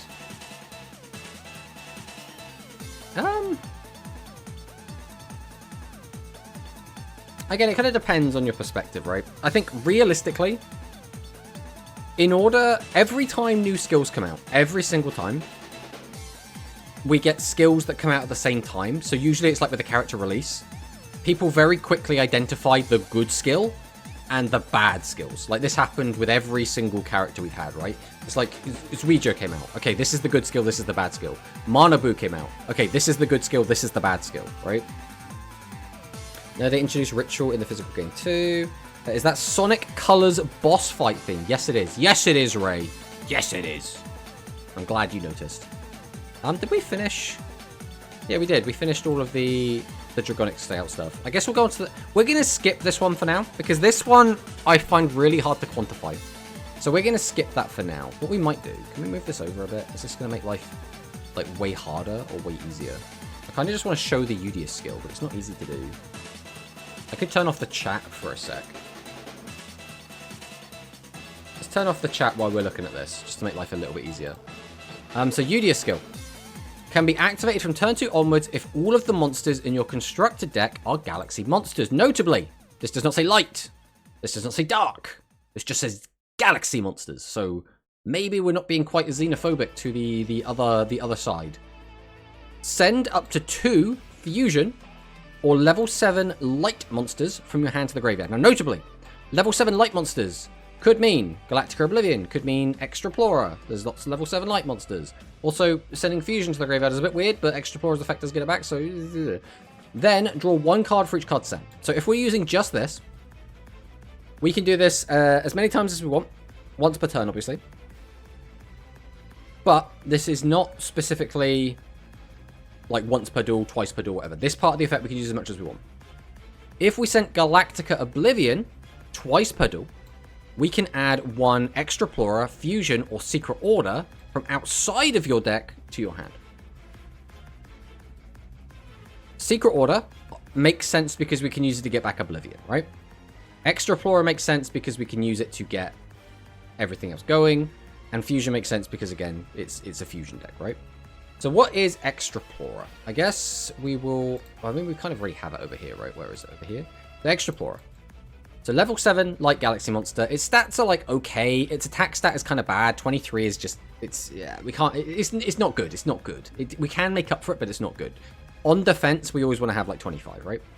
But requirements, send the top 2 cards of your deck to the graveyard. Okay, that's pretty good when we look at the rest of the effect. This card gains 300 attack at the end of the turn, so it goes up to 26. So we can attack over 25s. That's okay. That's okay. Then, if you have 5 or more Galaxy-type monsters in your graveyard, this is why sending 2 cards to the graveyard can be very important, you can add a Galaxy-type normal monster, which again, notably, this could be Transam Linak, this could be Galactica Oblivion, this could be any other low or high-level Galaxy monster, as long as it is a normal monster, and, or, so almost always we're going to say and, 1 fusion from your graveyard to your hand. So this is really, really good. So we use it. We immediately grab a normal monster and fusion back to our hand. That is already so good. Just a +2 off this guy. So normally you would summon, tribute summon this guy. Okay, 3 card investment. Use its effect. Immediately we +2. So this is basically a 1 card investment. This is so powerful. So actual, just ridiculously powerful. Ritual summon time for now. No synchron is confirmed yet. Duel Link 7's treasure. Yeah, we can just creating cards now. Yeah, I don't know. Again, I don't mind creating cards. I don't think that matters. The important part is that it's a plus. That is the important takeaway here. It did not need to plus us. The rest of the skill doesn't plus, but this one is like, yeah, twice per duel, you just get the plus. I don't know why we're plussing, realistically. Creating Duel Links only card outside the deck. This gives me so much hope I could play Galaxy for next KC. I mean, potentially, right? We'll turn chat back on as well. Get that on the screen. Seeing that you can't see a little bit of the text, but that's fine. It's whatever, right? Chaos Galaxy. Where will you qualify? I know, yes, Mono, but yeah, this card is bonkers, right? And the reason it's really good, especially, is because we can go into Space Fusion Extra Plasma. So Space Fusion Extra Plasma. Level 9, very, very important. 3000 attack, also very, very important. It is made using Extraplora and any light attribute galaxy type monster. Now this is basically the light galaxy gimmick, is they will let you fuse just about anything into your boss monsters to make your bigger boss monsters. That's like their gimmick. They're very modular. They're just like, yeah, whatever you want, use it together, it'll be fine. So what does it do? Send the top 2 cards of your deck to the graveyard. Okay, we want to have cards in our graveyard, so that's fine. Destroy 1 card in your opponent's spell and trap zone. So this is really good. This is like so good. Being able to pop back row is, I mean, everyone should know this is fantastic, right? People make Burst Wingman specifically to pop back row. People generally pop back row with Assura Star, or at least they were before we were just going like mad face because the meta is so bloody sped up. We've been seeing usually bad Gaia players using Conqueror of Champions to pop back row. The point is, popping back row is really good. So being able to do it basically for free, because if you think about it, you can make this card. So we already spoke about Extraplora is basically a 1 card investment. Extra Plasma basically takes those 2 cards you just got back and spends them to make this, which means effectively you can get this card out with a 3 card investment, which means this is effectively a Matari infusion monster. You can summon it that easily. So like, it's really, really good. Fusion monster pop back row, Grand gonna crash out. Wow, so if you discard 2 from the skill, tribute 2 to make this, you only need to hit 1 off the top. 2 to insta-proc skill. I mean, again, it's not... Even in the OCG, you would get 5 cards in graveyard unbelievably quickly anyway, so that doesn't really matter. Like, having the skill set this up is gravy. You're gonna hit it anyway, realistically. It's not gonna be difficult. Like Galaxy Bros, we're so back. Yeah, it is actually insane how good this card is. I unlocked Kali, and I actually finished rush missions. Nice, nice. I am going to have to grind as well. I think I've got about 8.5k gems left on the rush account, but I think we will have to grind up a little bit anyway. So, these cards are really good. We're almost guaranteed to get these, but what is the other card that we could get that would make sense to come out now, but is not guaranteed? Eternal Galactica Oblivion. This card is so good, and it's so much fun. So, 3500 attack, bam, actual decent fusion stats. Level 9, Galaxy Fusion effect, made using Galactica Oblivion, and any 2 light attribute Galaxy type monsters. Doesn't even have to be normal, just any 2 light monsters. Shuffle 5 Galaxy type monsters from your graveyard into the deck. Send the top 3 cards of your deck to the graveyard. Now, and this actually did come up in a tournament recently. You cannot activate this effect if your deck has less than 3 cards in it. So that is important to know.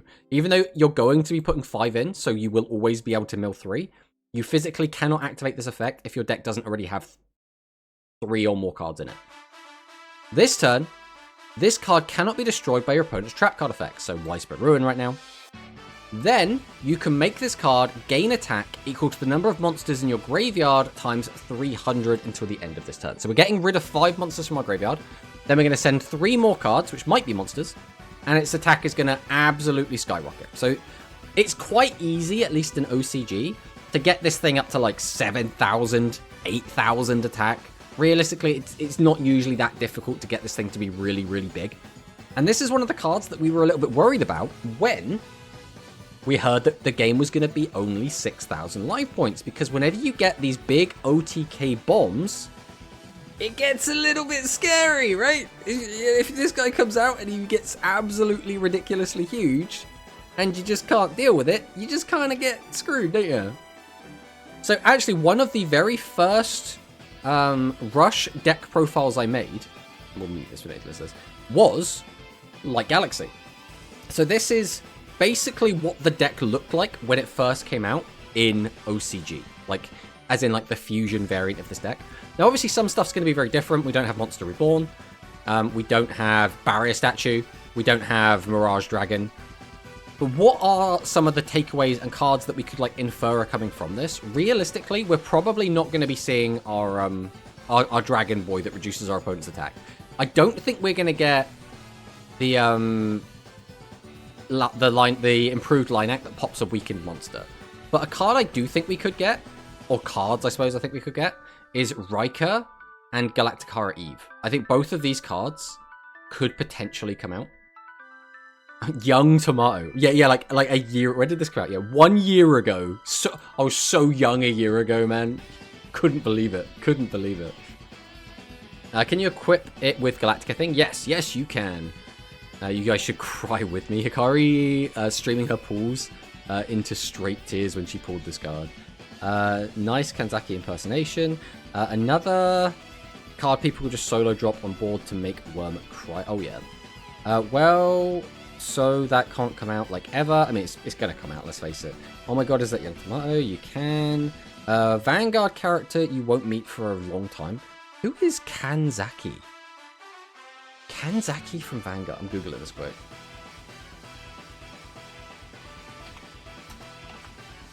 I need to know.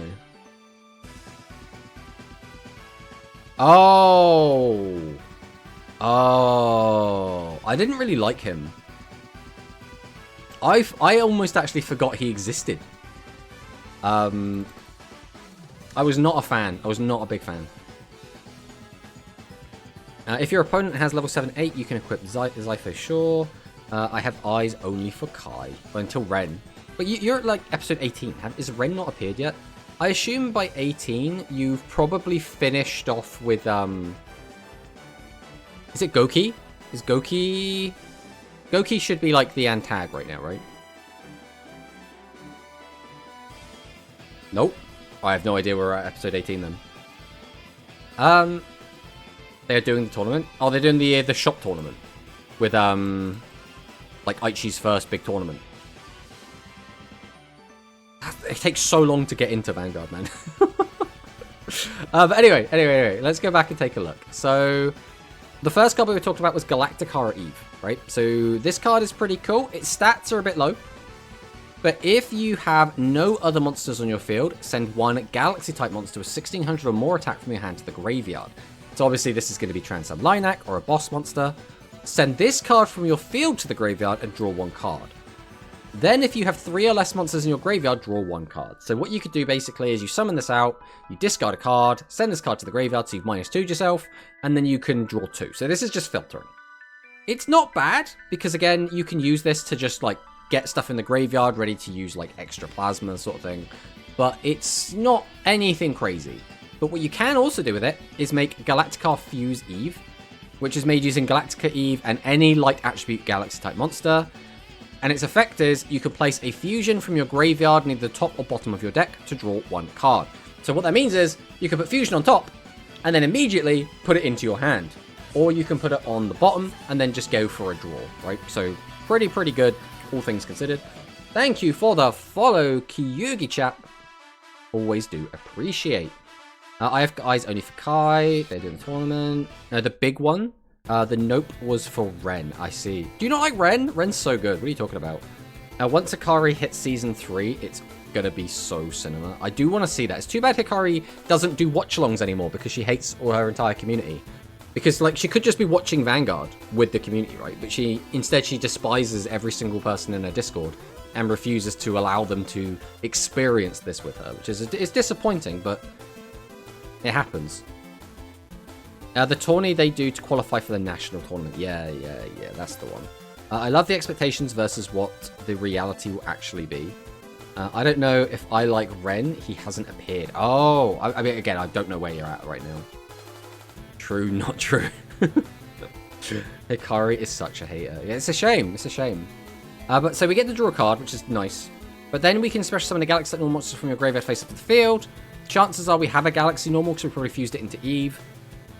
So basically, like, we summon Eve, we activate Fusion, we fuse it with something else, right? So that's -3. We get Fuse Eve, so we've immediately made it so it's only a 2-card investment. Then we can draw a card, which means now it's only a 1-card investment. And if we special summon a Galaxy normal monster, it's now a 0-card investment. So as long as we have Galactica Eve, Fusion, and a normal monster, this card is free. This is a free monster, which is really cool. We just get to summon it out as a 2400 attack guy, which is so good. Now, I don't know if we'll get it, but we might. Have you seen the general chat sometimes? I'd hate it too. Yeah. I mean, it is what it is, right? It is what it is. But hello, Huki. Welcome. Is it because of all the e-dating? I mean, probably. But Galactica Fuse Eve, this card's really good. If these cards come out, Galaxy is going to be in a fantastic spot. I always think these cards are all so good, they might just not give us Eternal Galactic Oblivion. They might just make it extra plasma control as the entire deck, which would still be fine, but it would absolutely make the deck not feel as oppressive. If it is Galactica Oblivion Turbo, it's going to feel very different. It's going to feel very powerful. So the next card to talk about is Transamu Raika, and this card is really good. Really good. Yeah, whenever I take a peek, I'm always confused. Hikari general chat trying to compete with Quantums. Ooh, that's a point. Maybe Hikari is the Quantum of Rush, which is funny to say because Quantum is our world champion. But, you know, it is what it is. Banger song, favorite PS2 game. Oh, yeah. No offense for Quantum, but please no. So Transam Riker, we'll talk about this card quick. So this card's really good. Send a card from your hand to the graveyard. That sucks. It's not the best. Choose a face-up like attribute Galaxy type monster in your field. It gains piercing. So this is really good because it means we don't have to play Meteor Charge. Meteor Charge on a body, even if it's bad Meteor Charge, is generally still better than having to play a spell card for it. So really good, just having like access to piercing. Basically for your entire archetype. This is basically Piercing Samurai, right? It's so good. Also, if you have Rhynak face up on your field, you can change the map position of one face up monster on your opponent's field. So we can't change face down to face up, which would make it actual Meteor Charge, but it's still close. It's not bad, right? Bro, we had a voice chat where BMats was explaining his life story yesterday. I mean, there's nothing wrong with that. You know, maybe BMats wants to explain his life story. It's completely fine. And that's kind of it for my Light Galaxy predictions. Like, this is everything you would need to make Light Galaxy, like, an unbelievably fantastic deck.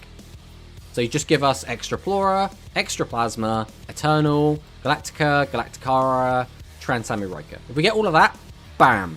It's going to be absolutely insane. You're going to get a giant guy. You're going to have so many ways to plus. You have back row removal. You have piercing options. You have just so many good cards. I don't think Tomato knows BMats at all. What do you mean? BMats is great. I think they want the deck to be very anime-focused. Extra Plasma Fusion is not hype enough.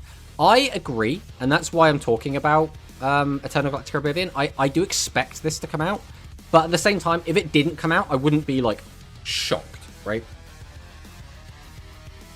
Pegasus and Jamais Vu would be great too. Generic and Fusions won't happen. The issue with something like Jamais Vu and Pegasus is those cards are so selection box bait that I don't think they would come out in a regular box.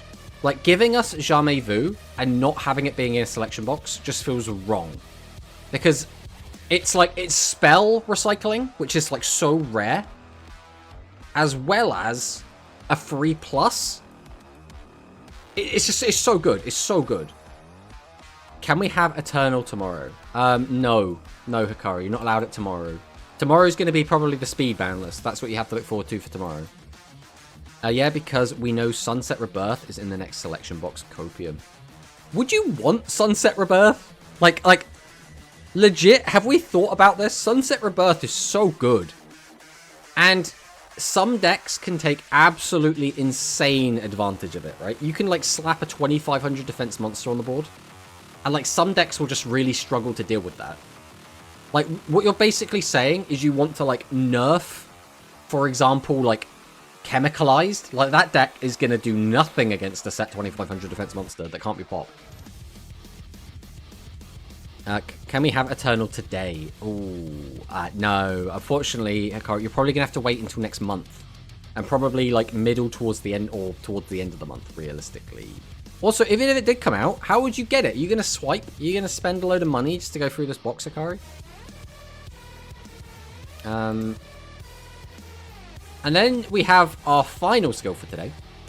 Yuga Odo skill. So, can be activated. I say final. We haven't even got over this Ouija yet. But we'll get to that one. We'll get to that one. Yes. Just yes. Can be activated from turn 2 onwards if all effect monsters in your constructed deck are spellcasters. So, you can run non-spellcasters, but they have to be normal monsters. I don't know if we can abuse that, but maybe. Maybe. I need to build up back up my gems. Yeah, like I said, I'm about like 8.5k, so I'm not like too far off. So I haven't actually finished the box yet, but I'm missing Karibo Torero, as well as the other Picotron.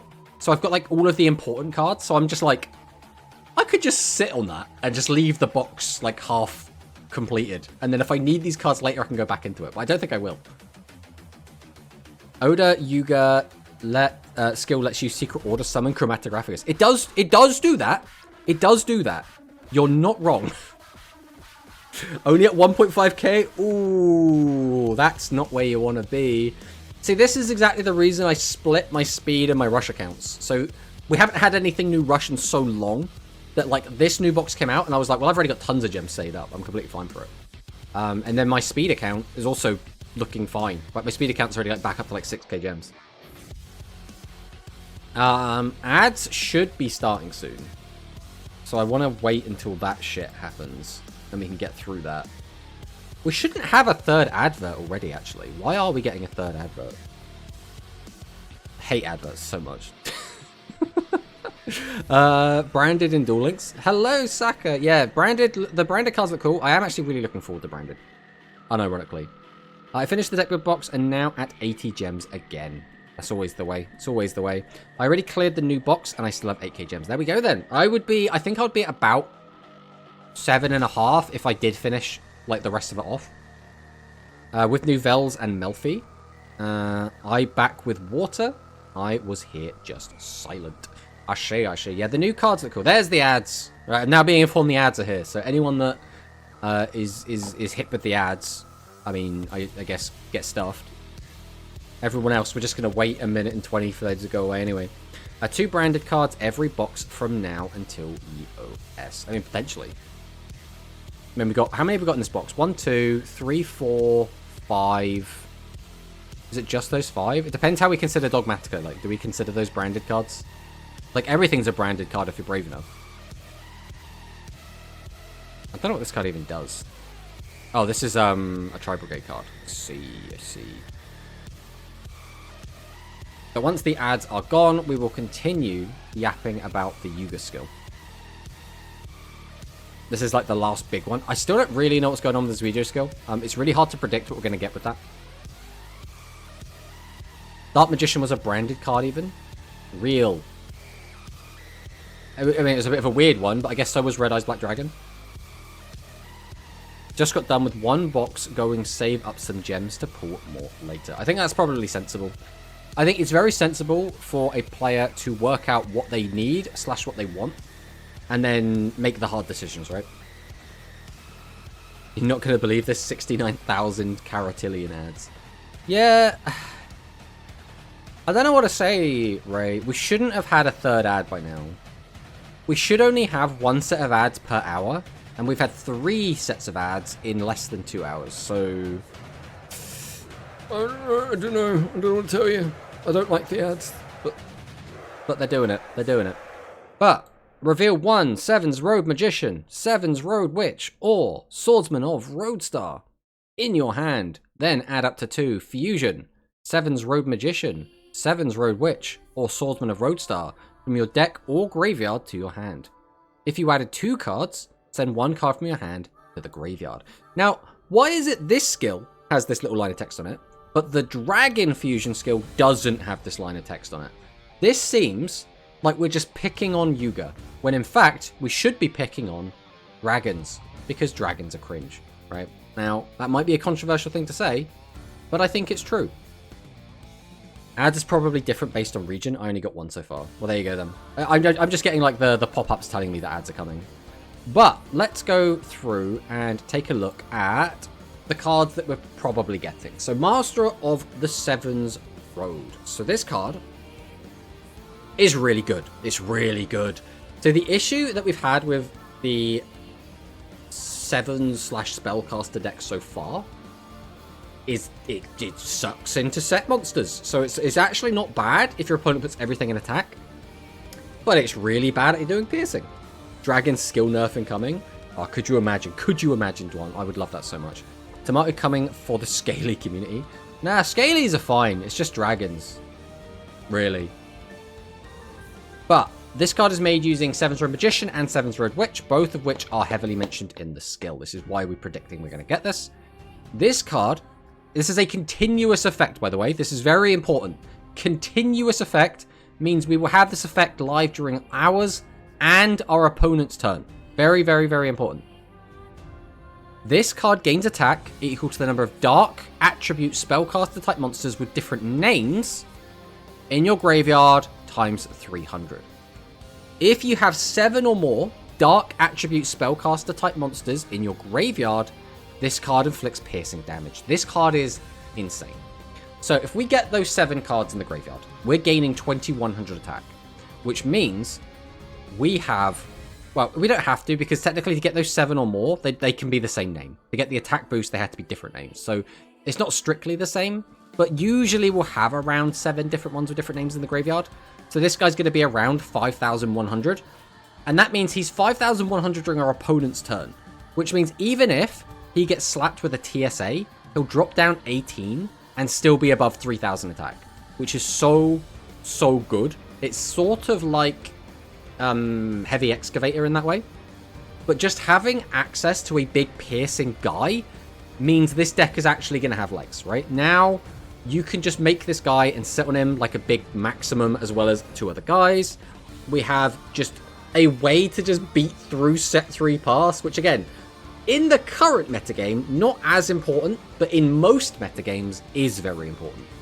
So this is what's going to really allow this deck to have any kind of like consistency, any kind of like actual powerful boss to go into. Because the deck as is right now, on paper, is still not actually that bad. 7 is a lot. But again, the thing to remember is, when we make this, we'll immediately have 2 in the graveyard, right? So we're going to have a Seven's Road Magician, we're going to have a Seven's Road Witch. Realistically, we'll probably have 2 more, because we'll probably tribute a monster to get Seven's Road Witch out. The entire deck is probably going to be Dark Spellcasters. And then we'll ideally discard another one. As well as a lot of the Dark Spellcasters do also discard other cards. So I don't think we're going to get the Darkness cards yet, but we'll go over some of that in a minute. So the next card I think we could get is Seven's Road Warlock. So this is another just Dark Spellcaster. Again, it's a different just name, which is something we're going to want, right? Send 1 trap card from your hand to the graveyard. What the hell is a trap card? Add a level 7 or higher Dark Attribute Spellcaster monster from your graveyard to your hand. Then if you added Seven's Road Magician to your hand by this effect, you can add a level 6 or higher Spellcaster monster from your graveyard to your hand. So naturally, you summon this, we discard a trap, we grab back SRM, and then we grab back SRW. Bam, we have everything we need, right? The issue is, this guy's level 5. That's kind of the elephant in the room. We don't really want to have a level 5. It's not the best, but it's not bad. Usually this card would be like a 1 of. I don't know if we'll find room for it, because if we're playing like 3 SRM and 3 7's Road Witch, that's already 6 bosses, or like high levels. Do we really want like more in the deck? It's a little bit awkward. But you know, it is what it is. Always going to be at least 4,200, 4,500. That's insane for a piercer. Exactly, exactly. The negative of having him, though, is that he doesn't have multi-attack. He's not going to buff anything else on your board. He's not going to give anything else piercing. So it's just kind of him, and you're playing him like he's a maximum, basically. But like you can also have 2 other guys out. The next card, 7's Road Enchanter, level 3. That's quite nice. Send the top card of your deck to the graveyard. Okay, milling. We need to get cards in the graveyard for 7's Road, so this works. Return 1 face-up non-level 3, so just not himself, is what this is meant to say. A type monster from either side of the field to the hand. This is pretty good. Now, it has to be a spellcaster. So I guess you could like type change beam if you really wanted to, but if your opponent's also playing spellcasters, you can throw a card back into their hand. Then, if you return 7's Road Magician to the hand by this effect, you can draw 1 card. So, yeah, it's nothing like super crazy, but it is interesting, right? Can we like Curtain of Sparks for the trap cost? I mean, you can. We can totally do that. That's completely fine. Enchanter counters Master kept weight. I mean, it does. Because the thing to remember is that Master is a spellcaster and not a magical knight. It's made using 2 spellcasters. I mean, it's an okay card. It's pretty good in the mirror. Outside of the mirror, it's fine. That's kind of how I look at it. The main other way to use this, I guess, is that you will just reuse a non-level 3's effect. Because you can put it back in your hand, play it again, use its effect again, right? Hercule Star's stocks went up. So next up, 7's Road Wiz. So another spellcaster, level 1 this time, 1,000 attacks, and 1 card from your hand to the graveyard. Ugh, we don't like sending cards from our hand to the graveyard. Change the original attack of 1 face-up level 8 or lower monster on your opponent's field. So once again, not going to work on most fusions. With the same attack as this card to 0 until the end of the turn. That's very awkward. So your opponent has to have a monster that has 1,000 attack, or we have to make our opponent's monster have 1,000 attack, or we have to boost Wiz up to be the same as their attack. It's very awkward. But then if you have a 7's Road Magician in your graveyard, you can draw 1 card. Bearing in mind, you can't do this unless this is used. So this awkward to use effect, we can't just like get the free draw. We have to do this. A skillful Wiz. I mean, could be. But like, other than that, like, Wiz is a bit of a weird one. This card did see a little bit of play for the Darkness cards, which need you to have different levels in the graveyard. And this was like the best level 1 option. And then the other one I think we could potentially get is Peaking Magician. So this is another level 3, 1,200 attack. Send the top card of your deck to the graveyard. Each player excavates the top 2 cards of the deck. Then they place their excavated cards on top of their deck in any order. So this isn't insane. This is just, again, a dark spellcaster that mills. That's kind of what this is here for. But you can use this to set up draw plays. Usually for your opponent, this won't matter because they're going to be, you know, starting their turn. They'll draw like 3 or 4 cards anyway.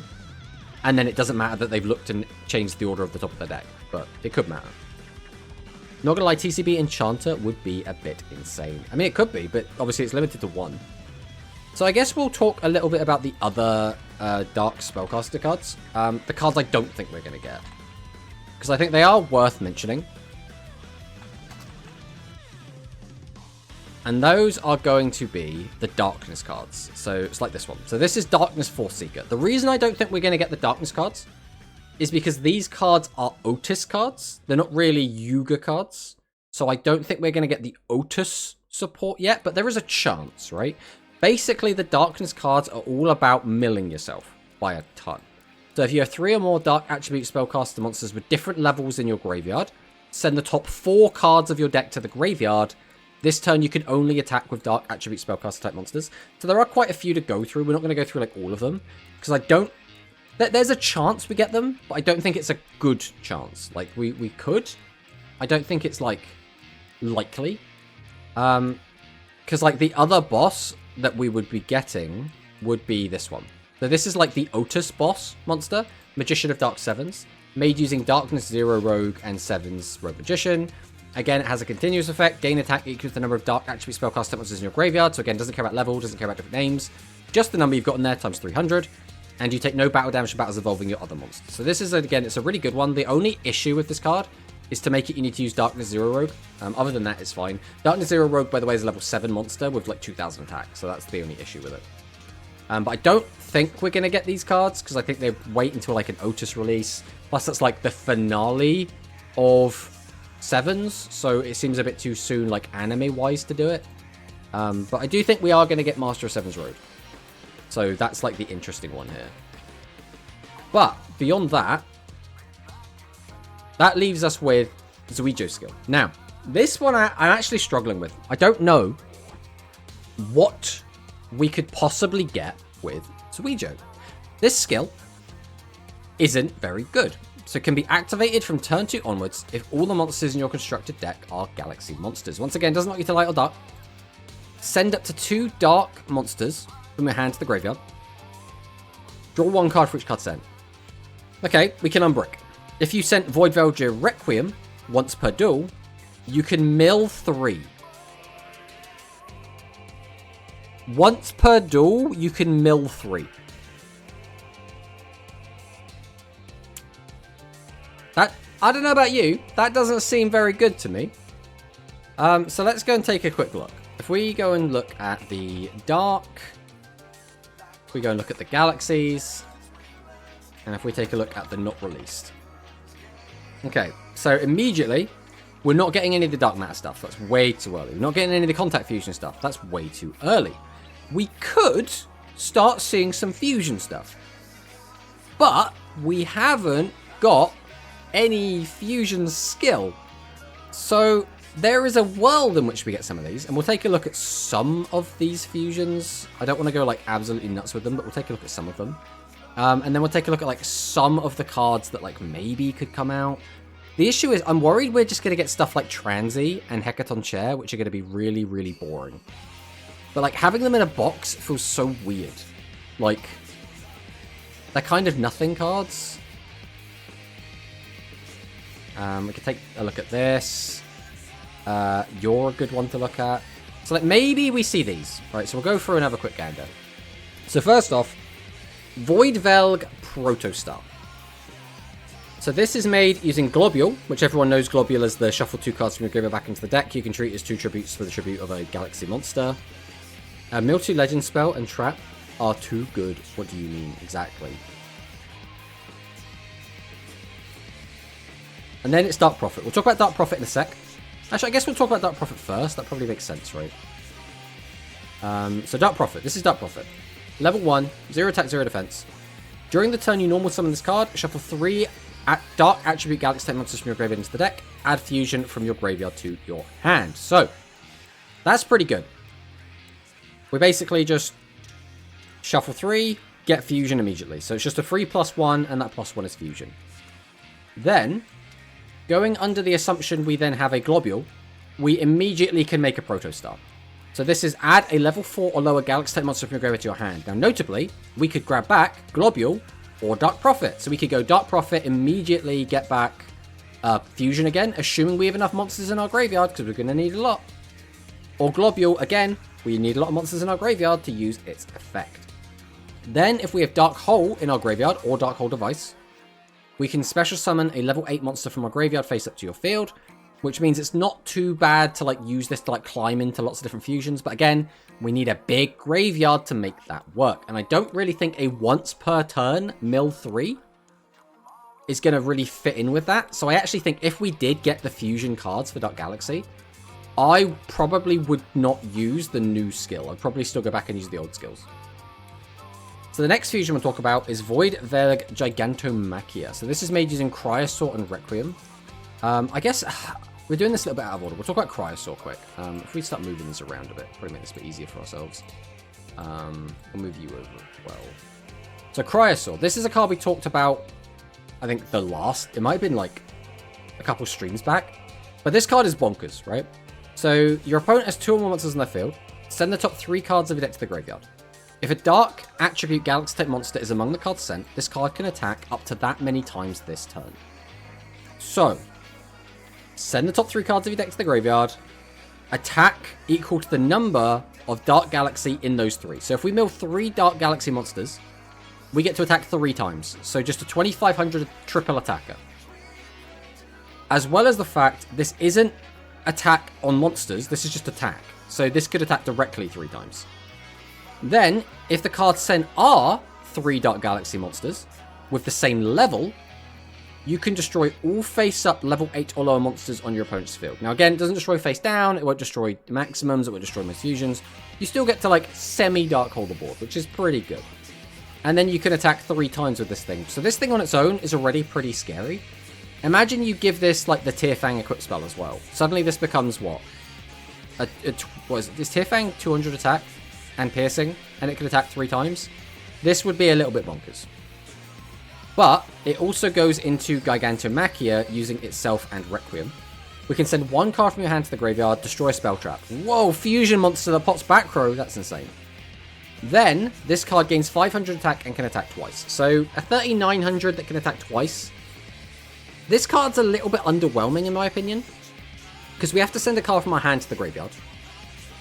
It does pop a back row, which is nice, but it only attacks twice, which like isn't bad, but it's only going up to 39. The issue is this requires 2 high-level monsters to make, and it's quite the heavy investment for not just like you win the game. So like I don't dislike this card, but it's a little bit awkward. Next one is Theogonia. So this is Dark Prophet, who we spoke about earlier, as well as Cryosaur. So it's both of those cards together do make Theogonia. So during the main phase this card was summoned, special summon 1 level 8 Galaxy type monster from your graveyard face up to your field. And guess what we know has to be in the graveyard? Cryosaur. So we can immediately bring back Cryosaur after we've made Theogonia. So we will have a 3000 attack monster and a 2500 attack monster that potentially attacks 3 times. The monster special summon by this effect cannot be destroyed by card effects until the end of your opponent's next turn, which means we can dark hole the board and our guy will get to live, which is very, very strong. Obviously, we'll still lose the Theogonia, but it's going to happen. But this card's also very, very powerful. Then there's Apocalypse. This is the one that we talked about when we got the reveals for the deck build, or at least the leaks, because we saw Dark Hole Device in there. So Pale Rider plus Dark Prophet. So this is made using 2 low-level monsters. So 1 card from your hand to the graveyard. This turn it gains 1000 attacks, so it goes up to 35. Cannot be destroyed by card effects, which means you can Dark Hole it or Dark Hole Device, and it's not going to get popped. Then if you activate this effect during your main phase, this card was special summoned, you can add Dark Hole or Dark Hole Device from your graveyard to your hand. Very, very, very powerful card. And if we get this, Dark Galaxy, if we got like all of these, Dark Galaxy gonna go crazy, right? Gonna go absolutely crazy. But how much of this are we gonna get? Are we gonna get any of it? We don't know. The skill doesn't give us a lot of information. If we're not getting fusions, then Dark Galaxy I feel like is going to be a bit meh. But if we do get all the fusions, Dark Galaxy could go so unbelievably hard. Like, imagine we go into Worlds and we've got Dark Galaxy Fusion versus Light Galaxy Fusion. That's going to be such a hype world, realistically. So the other card I want to talk about is Logisticos. This is a pretty cool card. Reveal 1 level 7 or higher Galaxy type monster in your hand. Again, doesn't say Dark. Set 1 fusion from your graveyard to your spell and trap zone. Then, if your opponent has a face at level 7 or higher monster on the field, you can add a level 8 Galaxy type monster, again doesn't say Dark, from your graveyard to your hand. So it has to be specifically level 8, which means most of the Light Galaxy stuff isn't going to work with it, because most of the Light Galaxy stuff is level 7. But it's still pretty nice, right? We get to reveal a card to our opponent, we then immediately get a free plus, and then if our opponent has a level 7 or higher monster, we get another plus. So this card on its own is a +2, which is really, really good. So if we do get specifically all of these Dark Galaxy cards, it's going to go so nuts. The issue is, again, we don't know what we're going to get. Like, we can infer a lot from the Luke skill. We can infer a lot from the Udius skill. We can infer a lot from the Yuga skill. Zuijo's skill is giving us nothing to work with. All we can do is take shots in the dark. Like, amazing. We mill 3 and Requiem is mentioned. That's insane. That's bonkers. Well, that gives me nothing to work with whatsoever, which is very difficult. It makes it very difficult to do anything. But that's kind of it. That's it for the leaks, right? That's it for the rush leaks. That's it for the speed leaks. We've gone over all the different cards. That's kind of everything from that. So next up, we're going to go and take a look at the OCG leaks, or announcements, I suppose, because we did get some really cool stuff, and a lot of stuff was announced since the last time we did go over these. So we're getting the new core booster, Outerverse of Terror. This is like a little bit spoilery if you haven't seen Go Rush, but this is a very prominent deck towards the end of Go Rush. OCG leak is spicy. Yeah. So this is going to be a new set that's going to come out. We're going to have some interesting new cards. We won't talk too much about that in case people haven't like finished Go Rush yet, but very interesting. Then we had new Dark Magician support. Is that Shui in the chat? That penned skill looks bonkers as you can freely add Harmonizing Magician. I mean, the question is it worth? We'll do the exclamation mark Shui for Shui. Welcome on in Shui. Is it worth though basically not having a skill, or having your skill just be search harmonizing and not having a skill other than that would be the question, I suppose. But welcome on Shui. Outerverse, the DDD of Rush. I think that is very generous to Outerverse. I kind of get what you're going for, but Outerverse, in my opinion, looks very, very boring. Whereas I think DDD is one of the most interesting decks in Speed. So, like, I don't know. I think it always seems like a bit of an insult to the DDD. But we are getting everyone's favorite Dragon Knight Black Magician, or Dark Magician the Dragon Knight. Everyone should know this card from Speed / TCG. But 3000 attack, 2500 defense, made using Dark Magician and a Dragon type monster. This card's name is treated as Dark Magician 1 in the graveyard.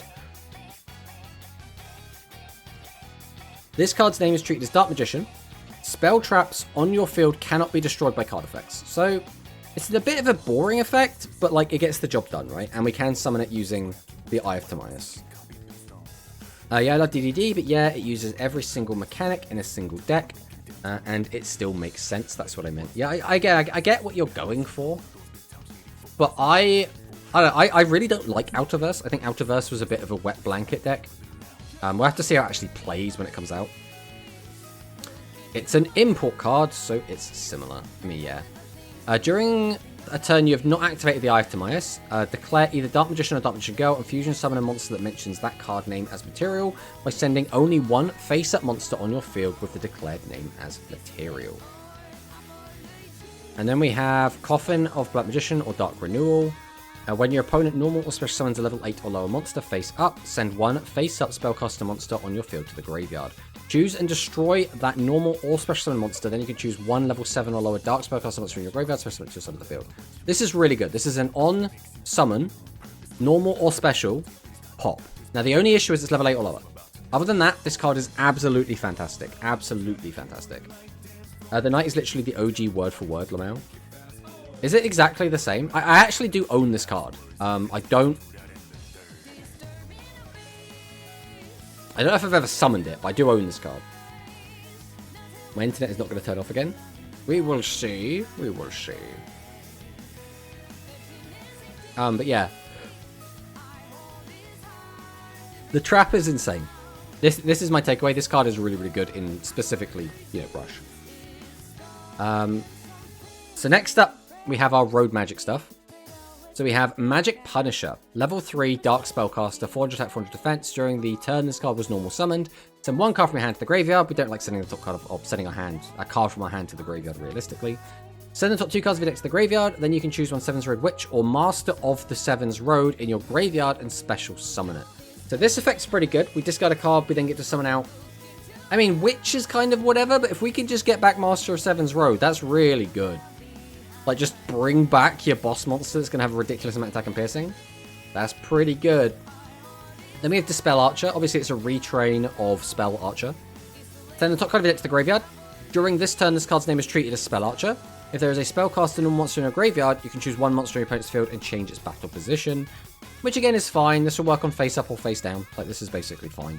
The main reason to play this is because you don't want to play the actual Spell Archer, and you do want to use this probably for the fusion that we're going to talk about in a minute. I've seen people sad it's not looking like we're getting the anime fusion spell, but let's be honest, it's a bit broken. I mean, we still got Seven's Wonder Fusion back when that card was very much broken.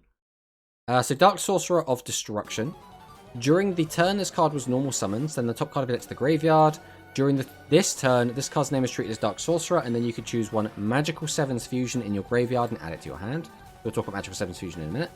We finally get Excel Wonder Dark. Reveal a Dark Spellcaster Fusion monster with 2100 defense in your extra deck to the opponent, then declare one of the card names mentioned on it as material for that monster. During this turn, this card's name is treated as the declared card's name for this effect's requirement.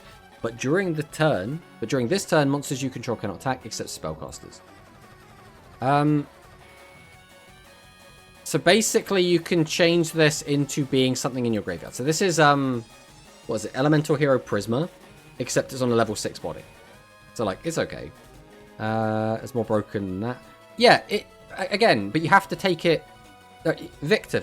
You have to think about the card's power level relative to when it was released, right? If we're comparing the two, right, you're comparing a brand new card, or what would be considered a brand new card, to a card that was released like 3 years ago, right? You can't do that. You have to say, at the time, Seven's Wonder Fusion was absolutely broken. And if you released the anime fusion spell back then, it would be even more broken. And again, if you compare them 1-to-1, yes, obviously, the new one is better. That's how power creep works, right? Or Seven's Wonder 3 years ago? I want to say it was like 2.5 years ago. I'm not sure. I mean, I could look it up, right? We're going to have ads in it anyway. Let's have a look. Seven's Wonder Fusion. Nope, not you.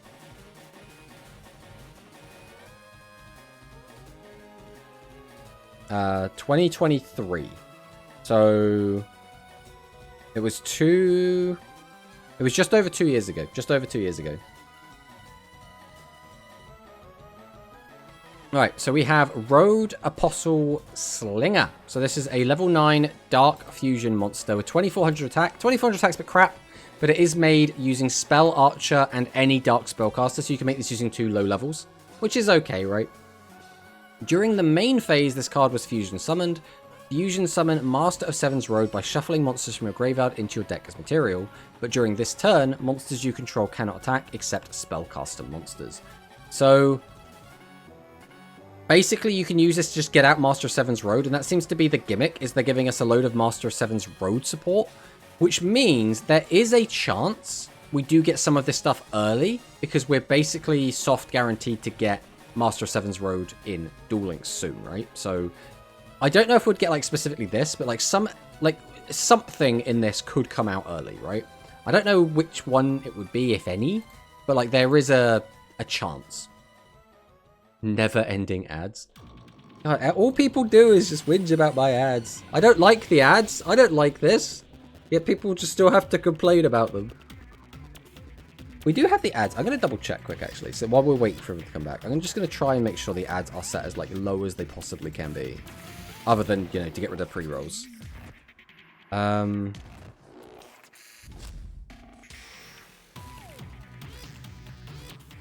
Ads. No, don't care about that. Yeah, so we have... Oh, that's what it is. We have set it... It has to be set to 3 minutes. Which means, we get ads every 30 minutes. We get 1 minute of ads, or 1 minute 30 seconds of ads every 30 minutes. Because it has to be 3 minutes to get rid of that. I mean, it is what it is. It is what it is. They are over for me. Yeah, sometimes they'll be really quick. Sometimes they won't be. And Eternal Galactica Oblivion ads. What the flippity flip. I mean, again, we can't really do anything about it. That's just kind of the way things go, unfortunately. But it is what it is. Why complain about ads when you can't complain about how Dark Galaxy sucks at the moment? I mean, every deck's gonna suck when it hasn't got support in a while, right? That's just how it goes. Just under 2 years? Yeah, but right, so again, you have to remember, Victor, that the card starts seeing play as soon as the card is announced. So as soon as the card was announced, which was just over 2 years ago, that's when the card comes out on EDO, and that's when people start playing with it. It's fine for me, the ads are supporting the stream. I mean, again, they're barely supporting me. I don't like them. The deck is good, I'm delusional. So we have Road Apostle Magus. So this is face-up spellcaster type monsters on your field gain 200 attack during your opponent's turn. Monsters on your field cannot be returned to the hand deck or extra deck. This is like a common effect we start seeing now, which is like cards not being able to be returned anywhere, but it is what it is. And then we have Majesty of Seven's Road. We did have this card announced a little bit earlier, and we did see its effect a little bit earlier, but it's okay, right? Made using Master of Seven's Road and Enchanter. Choose one card your opponent controls and destroy it. Then Master of Seven's Road is in your graveyard. You can choose one card on your opponent's field and place it at the bottom of the owner's deck. So very, very, very powerful. The issue is getting it out is a bit of a pain, right? But to try and help us, we do have Magical Sevens Fusion. So Fusion summon a Dark Spellcaster monster with 2100 or less defense by sending Spellcaster monsters from your hand or field to the graveyard. So this isn't like Seven's Wonder Fusion. We're not using the graveyard, but we are just using hand and field, which is like, it's basically polymerization. But for the rest of the turn, you cannot attack monsters except Spellcasters. So this is just kind of bad polymerization, which isn't great, but I guess it's better than nothing. So it's like, eh.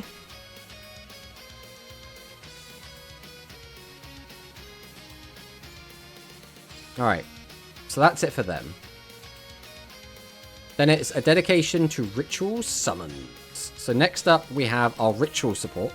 So we have Dedicated Cursor Dragon, because, you know, we have the Battle-Tested, or Veteran Cursor Dragon. Now we're getting the Dedicated Cursor Dragon, because we need as many Cursor Dragons as humanly possible.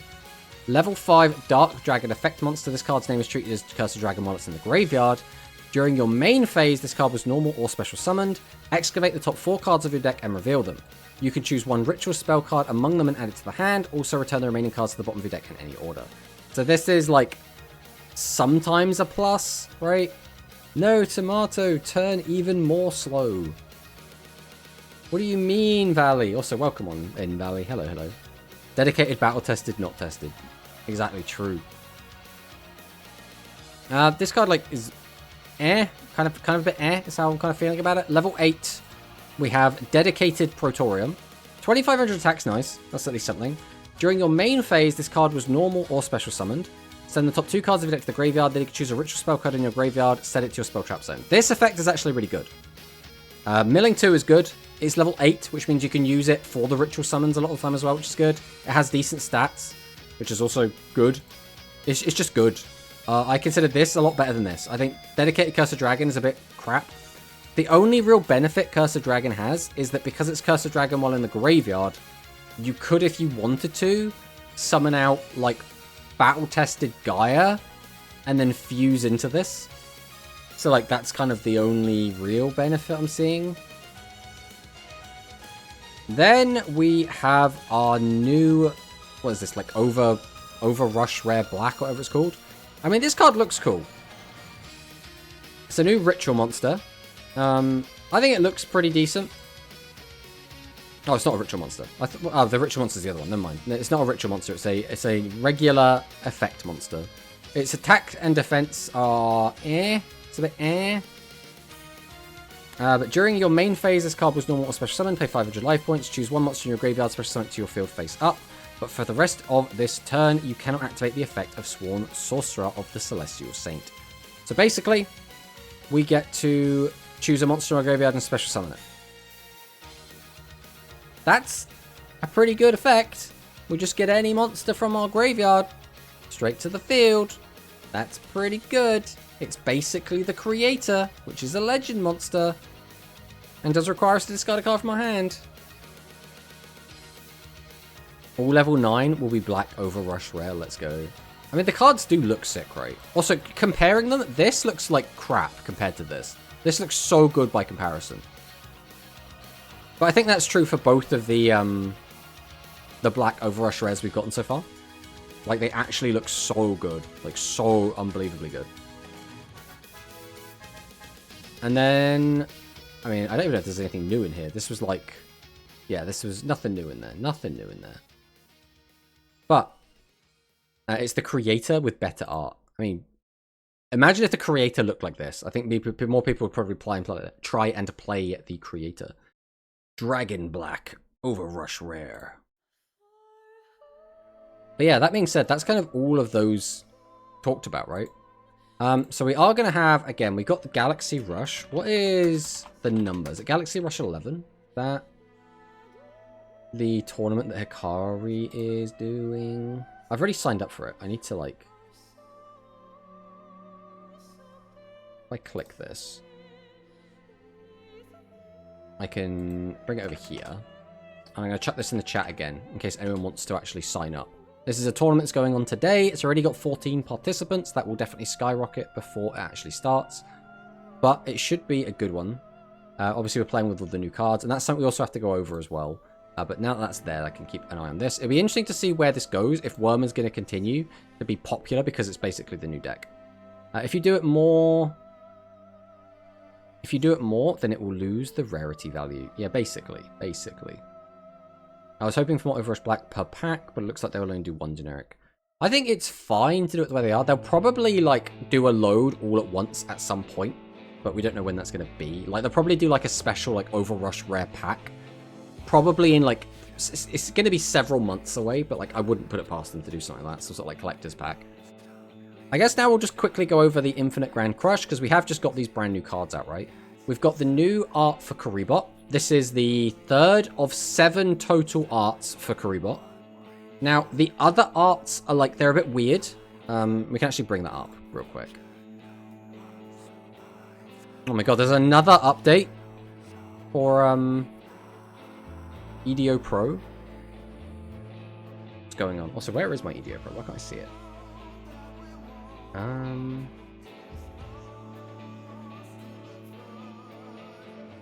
Where is my EDO Pro? Where have you gone? I guess it's because I had an update. Alright, EDO Pro. We'll click this over to this. So if we go to Karibot. So we have the first art. I guess we'll try and make this a bit bigger as well. Oh, there you go. That looked nice. So we've got the first art, which we already have. The second art. The third art. These are the ones we have. Then there's also...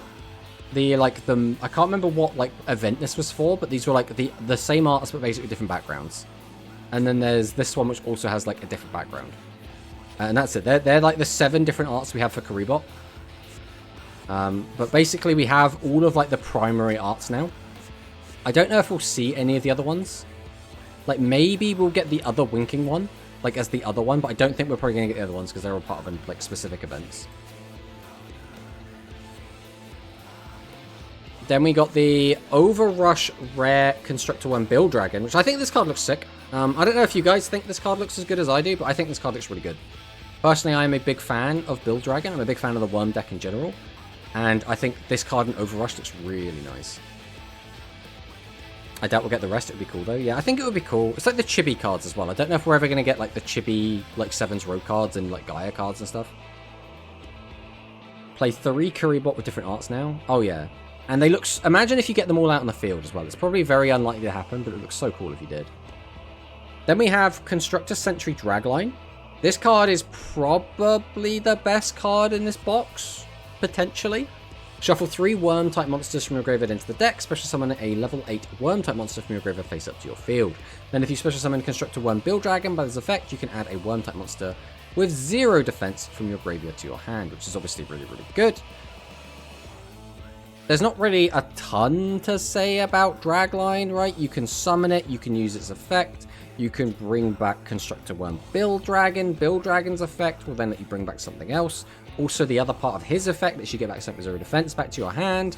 So you could potentially use this to get back a maximum piece, but that's a little bit awkward. I heard Dark Galaxy will win this. Also, hi and back. Welcome back, Hikari. I mean, we'll see. We'll see. I mean, maybe someone can cook with the 2 new cards they've got.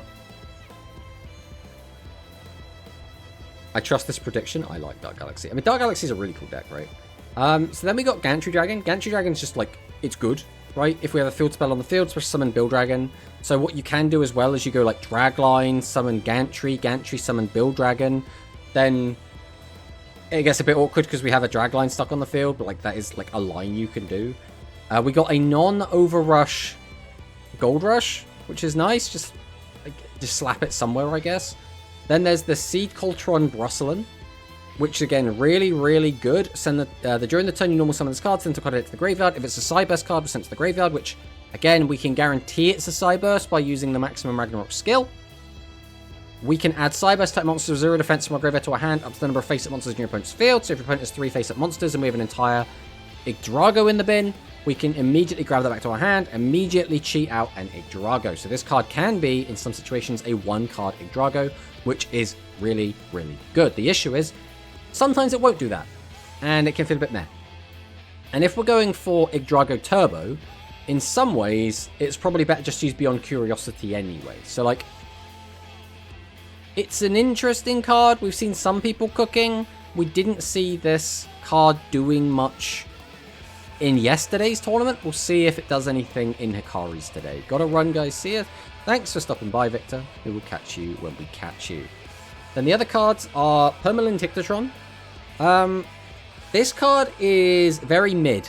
And the reason it's mid is because why would you want to play Fusion in Cyburst if this is the only thing you can make? Are you going to put the Fusion spell card in your deck to just make this? Realistically, no. I don't know. I don't. If we got the Sigistate Soul Fusion, maybe we'd see this, but this is just ass on its own. I don't think we're going to see playing anything. Karibo Torero, again, I think is in a similar spot where it's just not good enough. We'd have to play the Limit 3 Siesta Torero. Most decks aren't going to really give a shit about playing Karibot. We'd have to play this in a Fusion deck as well. Its effect is actually not bad. It's not a bad effect. It's just not worth playing Karibot, Siesta Torero, and the Fusion spell and giving up other Limit 3s. So it's like, where would you even play this, right? 2600 can't even beat Gaia Fusion. Yeah, I mean, there's that as well. But I don't think that matters too much, because the skills you would probably play with this will make up for that a little bit. But and then there's Bizarma, which again is kind of mid. There's not really a good place to play. Like, you can get this effect off in, like, Gaia, right? But would you care to? Do you care about getting a normal monster from your graveyard back to your hand? I mean, I guess you kind of would in specifically Matari and Gaia. If it wasn't Matari and Gaia specifically, I don't think you'd give a shit about this. But, like, this is still awkward because you have to be at a certain stage of the game where the graveyard's already full up with stuff. I don't know, it's a weird one. I reset this box before I got my second Karibo Torero. Yeah, I mean, it's just... I can't see a world in which this card is going to be good. I just don't know where you would play this. Like, the effect, returning a defense position monster in your opponent's field to the hand is not bad. But it's got to be on a really crap fusion monster, so it's like, eh. The next character we get will be Luke Van Alt. Imagine. Could you imagine? Even if it's Matari and Gaia, you get that too late and probably not worth the other cards. I mean, yeah, this is the kind of card, though. If it's like turn 3 or 4, maybe turn 5, and you draw into this, you'd be like, okay, this is fantastic. I'll activate this card, put my cards back into my extra deck, which is fantastic because I want to refill my extra deck. Add a normal monster from my graveyard to my hand. Oh, hello, Mr. Matari in peace. And then reduce your attack by 1500. The issue is, it is so win more. It is so win more. You have to have so many things go exactly as you need them to have this card do absolutely anything. I think if you're not playing this in Gaia, you're not playing this anywhere. Which means you're not playing this anywhere. Tomato switch to speed. We've already done all the speed stuff today, Valley. You missed it. You'll have to go back and look at the VOD. We spoke about the speed for so long. We went over all the skills. We went over all the new cards. We had a great time. We were talking about how excited we are for branded and ancient gear. And how we know that the Nouvelle stuff is going to be really annoying to play against. I really don't know how we're getting Nouvelle stuff, to be honest. Like, these cards are so just irritating to play against. I mean, I guess some decks just won't give a shit, right? Like, some decks will just, like, flip them down, or you won't target them, and it just won't matter. But, like, for a lot of decks, Nouvelle is going to be so annoying. Everything for speed is going to get ass. I mean, we're slowly getting more branded stuff, so eventually that will all, like, amass into something good, right? And the Ancient Gear stuff, I don't think this is enough for the Ancient Gear stuff, but, again, we're getting closer to the stage where the Ancient Gear stuff is going to be meta-relevant, right? Like, you got to remember, Ancient Gear has shown itself to be pretty strong as early as, or as recent as, like, last year. Like, we saw this, like, doing well at YCS. We saw this, like, topping events. Resonators just shits on them. I mean, kind of, right? You got to remember, though, if you get out Duel, Duel's pretty good. Unaffected by your opponent's activated monster effects is not bad. But the other thing is, it's like, are Resonators going to stick around, right? Are they going to get hit? They'll probably get hit about something. It's like, I think back to when decks were, like, actually insanely good. And I'm thinking back to, like, Tachyon? Back when, like, that was, like, the deck. I'm thinking back to, like, as recently as, like, Heroes, when that was, like, the deck. The skills are not bad. This skill is really weird. And seems, like, unnecessarily, like, over the top. This feels a little bit too fair, but, like, in a good way, because it means the cards will probably carry it. I'm not really sure what's going on with Spirits. Soulburner and Flame, I don't hate this skill. The issue is, I think the other skill is just so much better. Like, the idea of, like, drawing 3, but, like, you have to get to turn 4. And I'm like, how often are games getting to turn 4 with Salad? Like, a decent amount, but, like, probably not over 50%. Obviously, going down to 100 life points is super sketch. But again, if you do get to draw 3 cards, that's quite nice.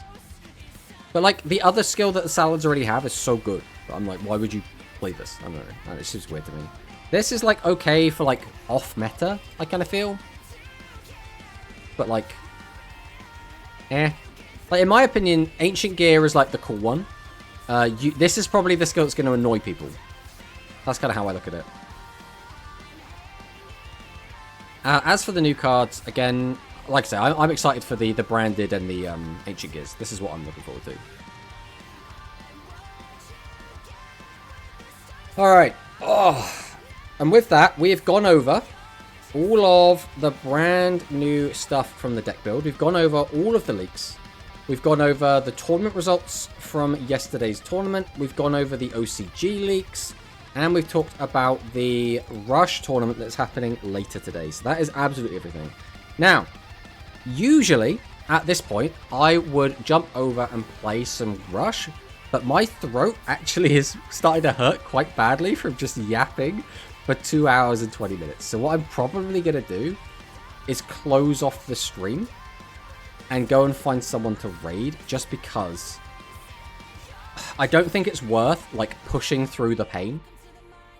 So what we're going to do instead is we're just going to do that. We're going to take it chill. We're going to go and rest up, and ideally we will have this evening off, and we will get a chance to recuperate before the Galaxy tournament. That is going to be the plan. I'm going to go, we're going to take some pills. We're going to go and have some honey, put some honey in a drink maybe, and rest the old throat. That is going to be the plan. But we will be back again on Thursday, where we will actually, I promise, we'll actually be playing the game. Also, if anyone is interested, I don't know if anyone will give a shit, but I think at 4, well, in about half an hour, I think they're doing the Bethesda Oblivion stream. So if that interests anyone, I believe that's in half an hour. If anyone's a big Bethesda fan, if anyone's a big Oblivion fan, that should be on then. But thank you all so much for watching. Again, we're back on Thursday, and goodbye.